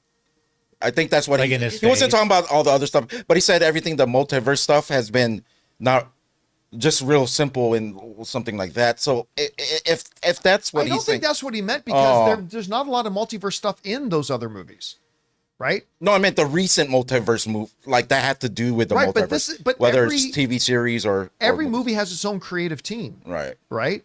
Just because something comes from Disney, listen, the people who made Moon Knight are not the same people making Deadpool or making Daredevil. The people who made Ant-Man and the Wasp: Quantumania is not the same team that made Guardians of the Galaxy 3. Every movie, even though it's under Disney, is made with its own creative team. And I'm sorry, but their track record is their creative teams have made a lot more great movies than they've made bad ones. And this particular creative team made Winter Soldier, Civil War, Infinity War, and Endgame. So I think the odds are they do pretty well. Again, not guaranteed. Get a 20-sided dice. I'm a Dungeons and Dragons player. It's very unlikely you're going to roll a natural 1, but it could happen, and it could be bad. But I think the odds are in its favor right now. We'll find out. All right, what's next? Spider Yavnik with a $20 tip. Thank you, Spider Yatnik. Says Solo Campea crew, after a couple of really bad years, finally something good happened. Got an internship in software engineering at Meta. Heck Nice. yeah, congratulations. Just wanted to say thank you for being there for me since middle school till college. Helped me get through hard times. That's an awesome opportunity, man. Congratulations on that. You know what? Whenever I hear stories like that, it always reminds me one of the greatest life lessons I've ever found in a movie is in the movie Castaway with Tom Hanks. And we're at the end, if you guys remember, somebody was basically, I'm paraphrasing a little bit, but basically like, how did you survive? How did you make it? How did you keep going living on that island alone? And he said something that's one of the most profound things I've ever heard in a movie. He said, every day I just kept going, kept breathing, because you never know what the tide was going to bring in the next day. Because in the movie, every once in a while, he would wake up and a new package from the crashed plane would wash up on shore with something in it that could help him, right? And all of a sudden, a terrible situation didn't look that bad. Can I give you an example? I'm going to give you a little personal story of mine, okay? Mm-hmm. I remember back when I was doing the movie blog, I was doing pretty good. Like, I remember at one point I was like just writing my blog, I was making like $4,000 a month. And for me, that just getting to work for myself from home, working on my blog while I was going to school, I mean, that was pretty cool. That was pretty good. And then one day, some Google AdSense rules changed. And my $4,000 a month I was making off of it suddenly became like $800 a month. I went from making more money than I needed to live on to suddenly making a lot of money less than I was able to live on. And it started eating into my savings as the months passed. And I remember getting extremely down about it. And then all of a sudden, I get this email and a call from this company that wanted to buy the movie blog. They wanted to buy the movie blog and they wanted to hire me to keep running it. And they were even going to give me some money to work on another project at the same time. And all of a sudden my situation went from pretty dire looking. Like I was still hanging in there. I was still making, I was eating in my savings, but I was hanging in there. I was determined I was going to try to turn this thing around. And all of a sudden, boom. And one day, the most unexpected thing happened and it financially saved my company. And I was later able to reacquire the movie blog. And then later I sold the movie blog again. And then I moved on. But anyway, it was one of those great situations, just like in that movie, just like in Castaway. Keep going, keep fighting, keep breathing, because you never know what the tide is going to bring in tomorrow. You never know what will happen tomorrow. And I remember it was not long after that in my circle of friends, one of my members of the circle of my friends committed suicide. And I just remember me and some of our other friends saying, this was later down the road, saying, I wish they could have seen that movie. I wish they could have known that thing. Like, whatever the struggles are, whatever's going on, hang in there, because you never know what the tide is going to bring in. No matter how bad things look today. We all know, no matter how good things look today, it can all go to crap tomorrow, right? We all know that. But we also got to know that the opposite is true. That no matter how bad something looks today, maybe even completely bleak, life can change like that. Sometimes for the worse, but sometimes for the better. And you never know what the tide is going to bring in tomorrow.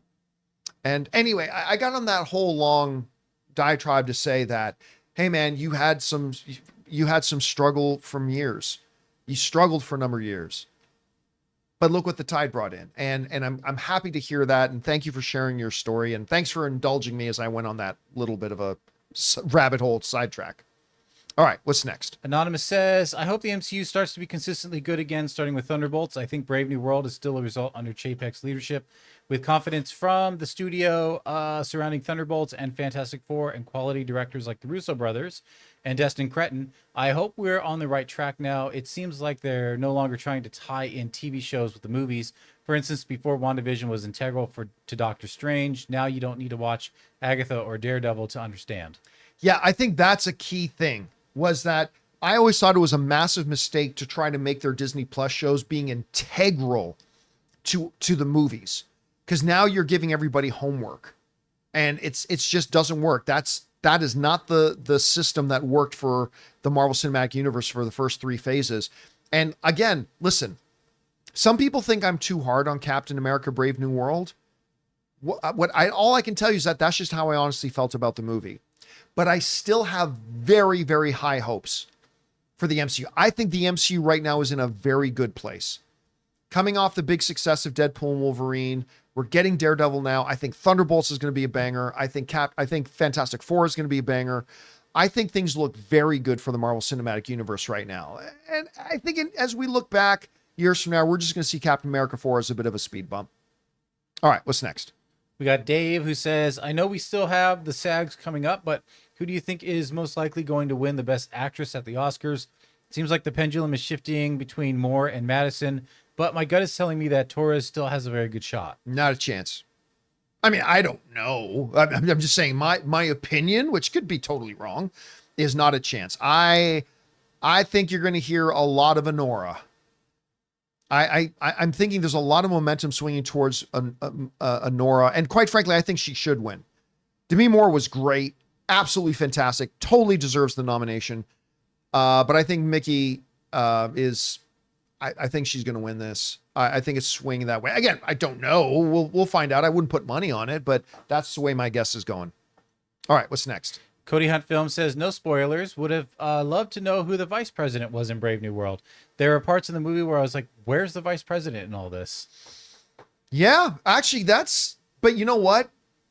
If they had done that, then they would have been handcuffed to that in the MCU moving forward. And maybe they just weren't ready to commit or handcuff who's going to be the president moving forward. They wanted to keep that flexible. Because, again, with Thunderbolt, well, can't say anymore. I'll leave it at that. All right, what's next? All right. Anonymous says, I was watching the Superman movie, and I was thinking, we've had prequels of everyone else. Why not a Lois Lane one? How she became a famous journalist before meeting Clark. A tough, grounded series like The Penguin without people with powers. I wouldn't be interested at all. Now, that being said, if you had told me that, hey, what do you think about doing a prequel series about Alfred? I would have and did say, that's a stupid idea. You know, it wasn't half bad. That Alfred series was not half bad. I still don't think it's a good idea. I don't think people who are interested in Superman are interested in just a regular newspaper reporter show. I think that could be a good show, but I don't know that Superman fans would be particularly interested in it. I could be wrong. Again, look what happened with that Alfred series. All right, what's next? Cody Hunt Film says, I just finished watching The Wire for the first time. What an incredible show, highlighting the game within the institutions of our society. I've never been to Baltimore, but I now feel like I know it like the back of my hand. I was, like many people, I was late to The Wire. And I'm wondering if you had the same experience. When you watch The Wire, you're like, oh my God, I can totally see how almost every major TV show today has been influenced by The Wire. Mm-hmm. Even more so than The Sopranos for HBO. 100%. Again, I'm not saying The Wire was better than The Sopranos, but I'm saying when you watch The Wire for the first time, if you haven't seen it and then you sit down and watch it, you will see echoes of The Wire in almost every major TV show since. They have all been severely influenced by The Wire. And there are a lot of TV files who believe that that is the greatest television show of all time. I'm not one of them, but there's a lot of people I know who are very hardcore television historians and fans that will point to The Wire as maybe being the greatest show of all time. I don't personally agree, but it's definitely one of the most influential ever made. All right, what's next? Cody Hunt says, I think some of the plot lines of Falcon and Winter Soldier and Brave New World movie should have been combined. It's like all the character beats are in the show, leaving the movie without nothing to say. You know, somebody brought up something in the open spoiler discussion that I hadn't really thought about, but once I mentioned is absolutely true. You know, Sam doesn't have a character journey in this movie. struggles with the super soldier serum. Covered that in Falcon and the Winter Soldier. There is really no character journey that Sam goes on that wasn't already addressed in the previous show. I think that ends up being one of the weaknesses as well. So yeah, I think you're onto something there. All right, what's next? Tim the Taco says, well, hello, how did Bucky get his arm back from Rocket Raccoon? In the Christmas episode, Rocket got the arm as a present, but then we see Bucky with his arm again. By the way, did you see the Superman teaser with Shaq? Thanks, bring on the nasty stuff. No, I didn't see that, although I heard some people talk about it, say it was pretty good. He's just going to have the people in Wakanda make him another one. I mean, the people in Wakanda built him the one he had. Because remember? Yeah, like T'Challa shows up where he is in the village and they open the case and they have a new arm for him. So they probably just gave him another one, probably. Or he got his other one back. How? I don't know. Something off camera. Yeah. Star-Lord was like, that's not cool, man. Yeah, give it back. Yeah, it's something simple like that. All right, what's next? Jackie Gerlach. So, $30 tip, by the way. Thank you, Jackie. Appreciate that. Hi, John Campea Show crew. I'm a relatively new fan, but my husband David has been a huge fan for 12 years, over 12 years, and is the movie fanatic he is today, thanks in part to the show. Thank you so much. His 30th birthday is this week, and I was wondering if you could wish him a happy birthday on the show. Oh, well, absolutely. Huh? Happy birthday to your husband, man. 12. So he's been watching since he was 18. And now he's 30. And a year before I came on the scene, because it was 11 years for me. Has it been 11 years? Coming up. Yeah. Ooh. Man, we've been doing this for a while. Yeah. But anyway, absolutely happy birthday to your husband. May you have a wonderful birthday and a great year ahead of you. And congrats on having such a great wife who would write in and ask for something like that. So thank you so much. Appreciate that. All right, what's next? We got the leader. It says, so I heard John say the Brave New World isn't really a Captain America movie. So before he saw it, shocked me since the people who made it are pretty clear that it is. But isn't it up to them? Just like you get to decide names on your shows, not us. No. You can decide on the name of your show all you want. You can name your movie the greatest movie ever. That could be the name of your movie. And you can say, our movie is the greatest movie ever. Okay, good for you. But that's up to the audience to decide if it actually is. I mean, you can call it that. Sure, you have the right. And Marvel absolutely can call it a Captain America movie. But at the end of the day, this was a Hulk sequel. It really didn't follow Captain America. It followed. Again, Sam had no character arc in it. Yeah. Right? He reacted to everything. He didn't have any kind of character journey or anything like that. It was all the plot points were based around a previous movie that had nothing to do with Captain America. So that you can say whatever you want. You go, watch, I'll say something. I'm not going to say that. What did you look at? I was going to say something, but I'm not going to say that. But I can just say things too. I own a Lamborghini. There, I said it. Doesn't make it true. So you can call it whatever you want. You can say it is whatever you want. But at the end of the day, you can make a souffle and call it, Granny's peach tea. Or where's the line? You can piss into a jar and call it Granny's peach tea. That's fine. Call it Granny's peach tea. It's still a jar of piss. I'm not saying Captain America is a jar of piss. I'm just saying is you can call your movie whatever you want. You can say it is whatever you want. Mm-hmm. But then once you make the movie and put it in front of the audience determines what it is and what it isn't. And at the end of the day, I don't think this is the worst MCU movie. I don't even think this is a terrible movie. I think there's a lot of upsides and a lot of good things about this movie. But as an audience member, did it feel like a Captain America movie? Honestly, it didn't. And that's just the way it is. All right, what's next? Danito says, I would commend Harrison Ford's acting in the movie, but I don't think he was actually acting. He was just really angry with the script and all the reshoots and turned into the Red Hulk naturally. It just actually happened. By the way, I know we've said this before, but if you guys want to see one of the funniest things ever on the internet, look up Harrison Ford and who was it? David Blaine? I think so. Yeah. Look up Harrison Ford, David Blaine magic trick, where David Blaine literally does this insane magic. They're at Harrison Ford's house in his kitchen, just hanging out with Harrison Ford in his kitchen. And David Blaine does this insane magic trick.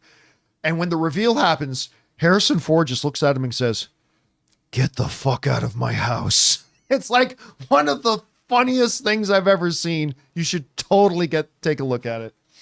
All right. What's next? Anonymous says, I love David Tennant being very camp hosting the BAFTA Awards. I think he's brilliant, especially when he's being silly. I thought some of the people in the audience might not know how to take him. Did you watch it? If so, what did you think? I'll be honest with you. I've never watched the BAFTAs. Does it even air? I don't even know when it airs. It's not like on network, right? Yeah, It's like on something. I follow the results, but like I literally I saw in my newsfeed the results of the BAFTAs. Like I didn't even have any idea they were on this weekend. So I've never watched it. I've always followed the results of it very close. Again, congratulations to Conclave. BritBox. What's that? It streams on BritBox. Right. BritBox. Yeah, That's it's weird. probably You'd think it some would be streaming on service something bigger here. Anyway, so no, I've never seen it. Unfortunately, I just follow the results. Maybe next year I'll try to make a point to watch it if I can. All right, what's next? Arsh says, more Brave New World stats. The cinema score of B- beats the previous worst of B of Eternals, Marvels, and Quantumania. Also the worst DCEU, B for BBS and Aquaman 2. Matches the worst of Foxmen. Dark Phoenix was a B-. Post-track score is 3 out of 5, is also a new low. Wait a minute. It's not lower than Wonder Woman 1984, is it? Can you look that up, Ray? The cinema score for See Wonder what Woman the 84. cinema score is for Wonder Woman 1984. Yeah, I honestly didn't know that was the new low for the MCU, which again highlights just how good the MCU is. Yeah, because it ain't no Craven. Because no Craven, it's no Madam Web, it's no Morbius. But when your worst, Oh, there it is. Oh, yeah. your B plus. worst is Wonder Woman 1984 has a B plus. Yeah. Guys, Wonder Woman 1984 has a higher score than Captain America: Brave New World. The people have spoken. I don't think it's that bad. This movie is better than Wonder Woman 1984, and it's better than this is not the worst MCU. No, movie. not at all. But not unfortunately to me, not a particularly good one. Like I said, I came out of it and it was a thumbs down, thumbs up. I gave it a thumbs up.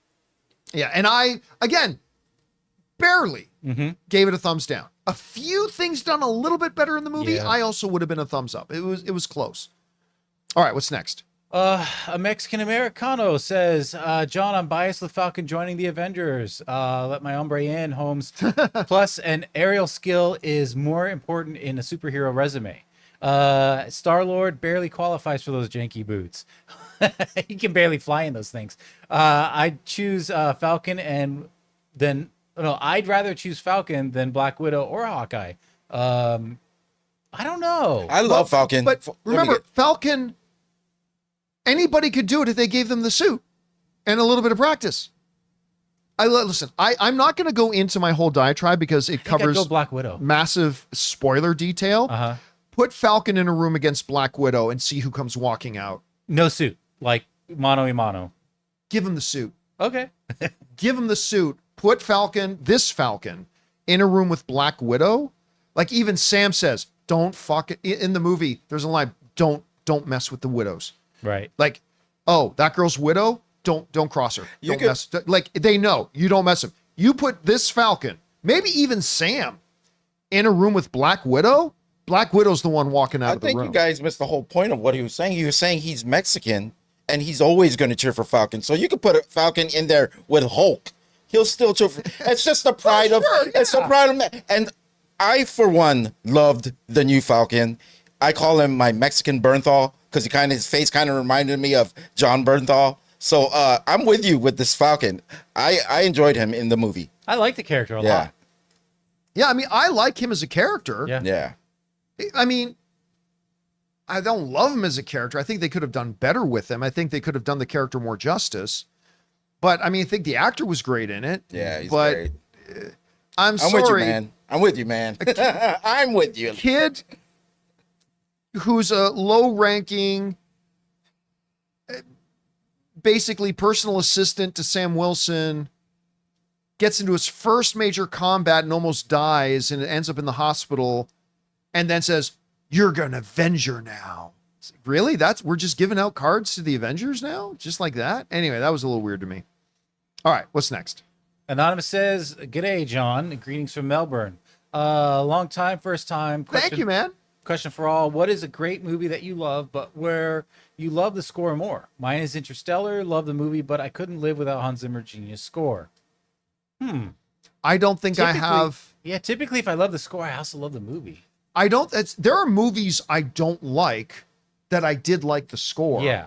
But I can't think off the top of my head of any movie I loved where I loved the score even more. Like take this Howard Shore's score from Lord of the Rings. Right. It's great. That is masterpiece. But I don't love it Maybe more the than- all-time greatest. Yeah. But I like the movie more. John Williams' score on Empire Strikes Back, maybe the greatest score to any movie ever. I still like Empire Strikes Back more as a whole than I do the movie. So I don't think I've got one where I love the movie but like the score even more. Yeah. John Williams is Superman. John Williams is Raiders of the Lost Ark. Yeah, I can't think of one. yeah, It's a 'cause good they question, though. Yeah, it is. I'd have to think about that. All right, what's next? Okay, Redeemer says, my buddy wants to watch Daredevil Born Again, but he hasn't seen the original show. Do you think the original show will be required viewing, or will people be able to enjoy the show without seeing anything previously? My guess is you're going to be okay to go in cold.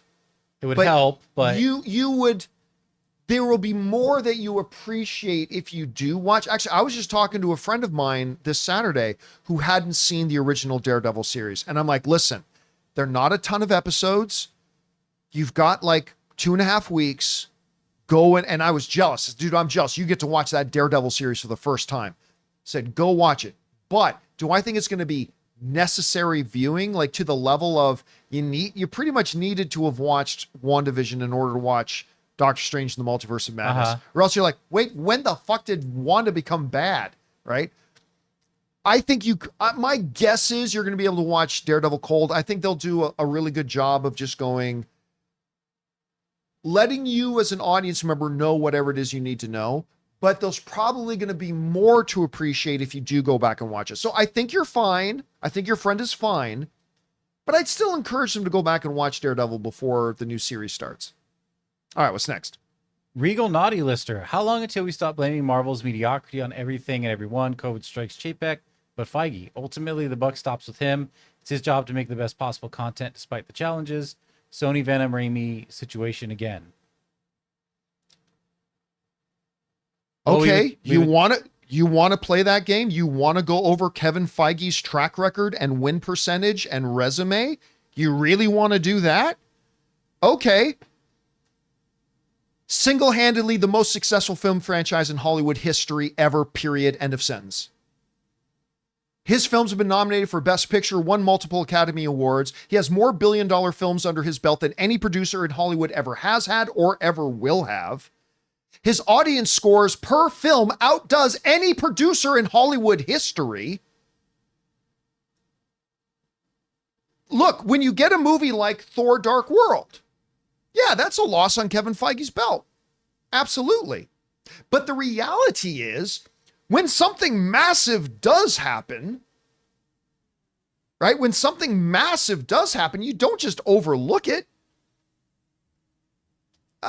Black Widow only had an $80 million opening weekend.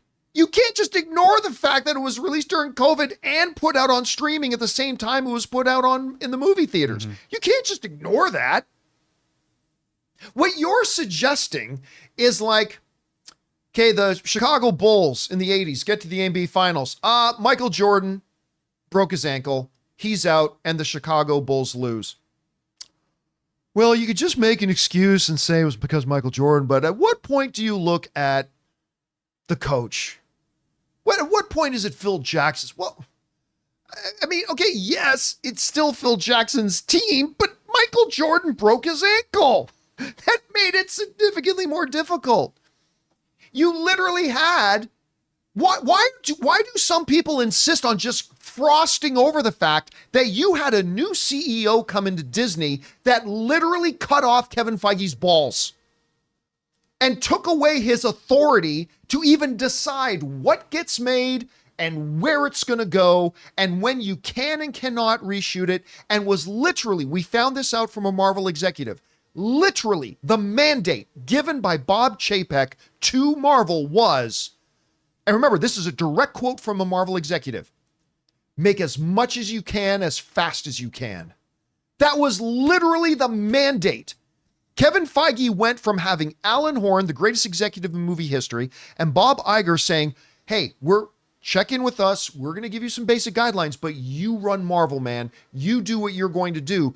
And then suddenly you want to gloss over the fact that a CEO came in who literally took all of his power away. He no longer had the decision-making ability as to what gets made. He didn't have the decision-making ability about whether it's going to go to theaters or to Disney Plus. And he didn't have the power to go back and change things he wanted to, because the corporate mandate given to him was make as much as you can, as fast as you can, and get it out the door. And you want to just pretend like that wasn't going to have an impact on the quality of stuff that comes out of Marvel after that?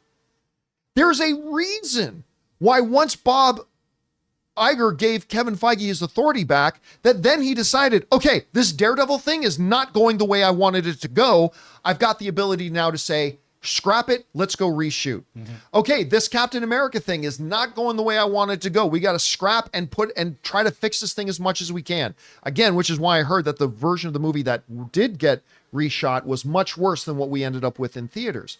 Look, does Kevin Feige have a couple of losses on his record? Of course, when you make a cinematic universe with 35 films, not all of them are going to be Civil War.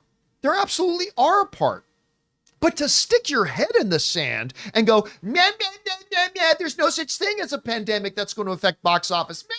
There's no such thing as a CEO taking over who totally cut off Kevin Feige's balls. None of that matters. Of course it mattered, and of course it had an impact.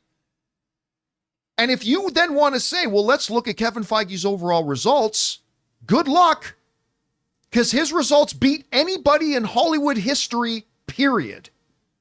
So, yeah, anyway, there's that. All right, what's next? Anonymous has a two-parter.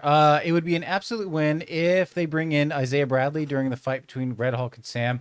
When Sam gets knocked out for a moment... Nope, skip. Yep, you can't cover that. Oh, I thought he was saying... It seemed like he hadn't seen the movie yet. I think he did. A generic man says... No, you're not a Cobra Kai fan, John, but it ended such a wonderful, respectful bookend to Karate Kid, Ray or Jonathan Seed. I haven't caught up with it. I want to, but I haven't caught up with it. Yeah, and I tapped out of the show about 4 or 5 episodes in. My wife loves Cobra Kai. I know a lot of people who love it. It just wasn't for me. So did you ever watch Cobra Kai, Ray? You keep up with it? Yeah, so. I am very curious about this new Karate Kid movie, though. With... Daniel LaRusso and Jackie Chan's Mr. Han, both in it. So that's going to be interesting to see. All right, what's next? Dave says, fun fact, I went to the same high school as Bob Peterson. He's an animator, screenwriter, voice actor at Pixar. He's worked on several films. He voiced Dug It Up. Very cool to see people from your hometown do amazing things. I thought the director of Up voiced Doug. Is he the director of Up? I honestly don't know off the top of my head look at that up for me, Ray. Who directed Up? But yes, it is pretty awesome. I mean, I don't think I have anybody. Pete Docter? What's that? Pete Docter? Oh, Pete Docter directed it himself. So yeah. I thought Pete Docter did the voice of Doug. Yeah, I'll have to look that up. I could be wrong. I always thought that the director of Up ended up doing the voice, but I could be wrong.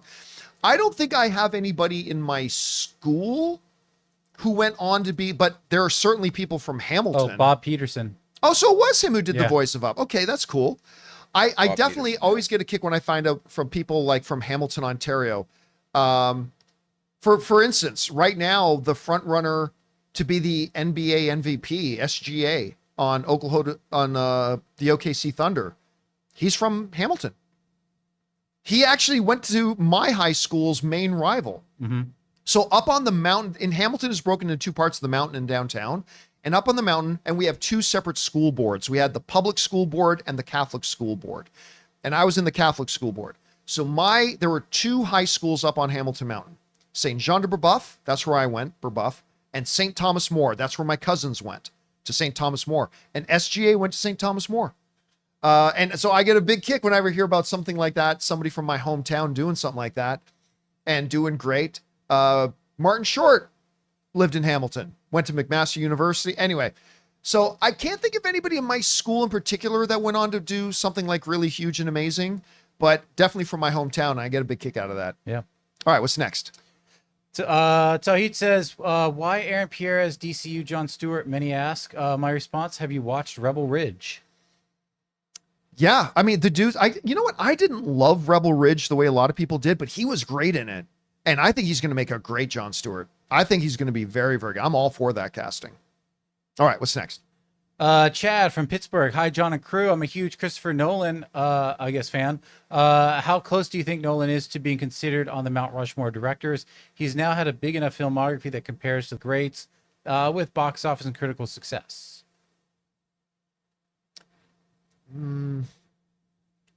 I think that's a conversation we have to have again in 10 years.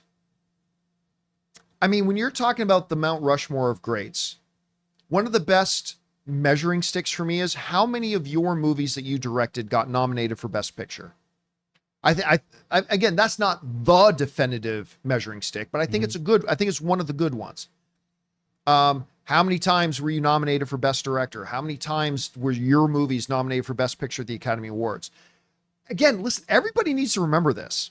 Like, you got Clint Eastwood, who's still directing movies in his 90s. Christopher Nolan's only in his 50s. Ray, can you look up the age of Christopher Nolan? I'm going to guess 55. I'm going to guess. I don't think he's in his 60s yet. I feel like I'm going to go 58. 54. Oh, wow. He's 54. Younger than I thought. He's 54 years old. He's got like 3 decades more of filmmaking in front of him, right? So the chances of him getting into that conversation, very high. I don't think he's in it today. He's made some great films. He has never made a film that I haven't liked. Some highly underappreciated films. I think Insomnia is that's my favorite movie of his, is Insomnia, and nobody ever talks about it. But he's got 30 more years of filmmaking ahead of him. So let's give him some space. Let's give Christopher Nolan some breathing room. Next up, The Odyssey, and let's see how that goes. All right, what's next? Okay, we got Mr. I says, if I remember correctly, Red Hulk wasn't spoiled in the trailers. Wasn't there a McDonald's Happy Meal tie-in that spoiled it about a year ago? The timing of the tie-in was off due to the movie being delayed. Yeah, and McDonald's being unable to reschedule it. I remember that. Yeah, but it was coming in the trailers regardless. Yeah.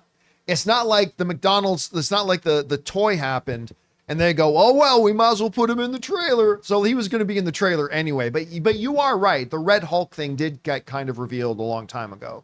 And it was because of the scheduling difference. So you're 100% right about that.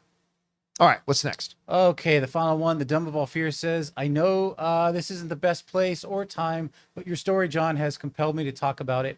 Last week, one of my best friends took her life. Oh, it's so sad to hear. To everyone, I urge you, check in on your loved ones. And if you have any negative thoughts, help is out there. Yeah, 100%. And listen, I am no counselor. I am no, psychology expert whatsoever, but just people knowing that they're cared about, and really always, and to people who are in that situation, I would say just go watch Castaway, pay real close attention to that. And life, no matter how bad things today, can look very different tomorrow. Just like no matter how good things are today, can go very south very fast. The opposite is also true in life. And very wise words that you just gave. Very wise words. Mm-hmm. And all right, guys, that'll do it for today's installment of the John Campea Show podcast. Thank you so much for being here and making our little show part of your day. Big special thank you to all you guys who sent in questions. Number one, because you gave us great fun things to talk about. But number two, you supported this channel as you did it. And all of us involved with the show, thank you guys so very much for your support. Hey guys, don't forget to come on back and join me, the guys, Rob and Chris, tomorrow here in studio. We're looking forward to having you back again. Make sure you guys click the thumbs up button. It's a very, very little thing to do, but it really helps out the channel a lot. Click the thumbs up button, subscribe to the channel. Make sure you leave a comment down below. I want to thank the guys in the room with me, Ray Ora. Hey, see you guys tomorrow. Jonathan Voico. See you guys. Big thanks to Robert Meyer Burnett for being here. And most of all, thanks to you guys for being here. My name's John Campea. And until next time, my friends, bye-bye.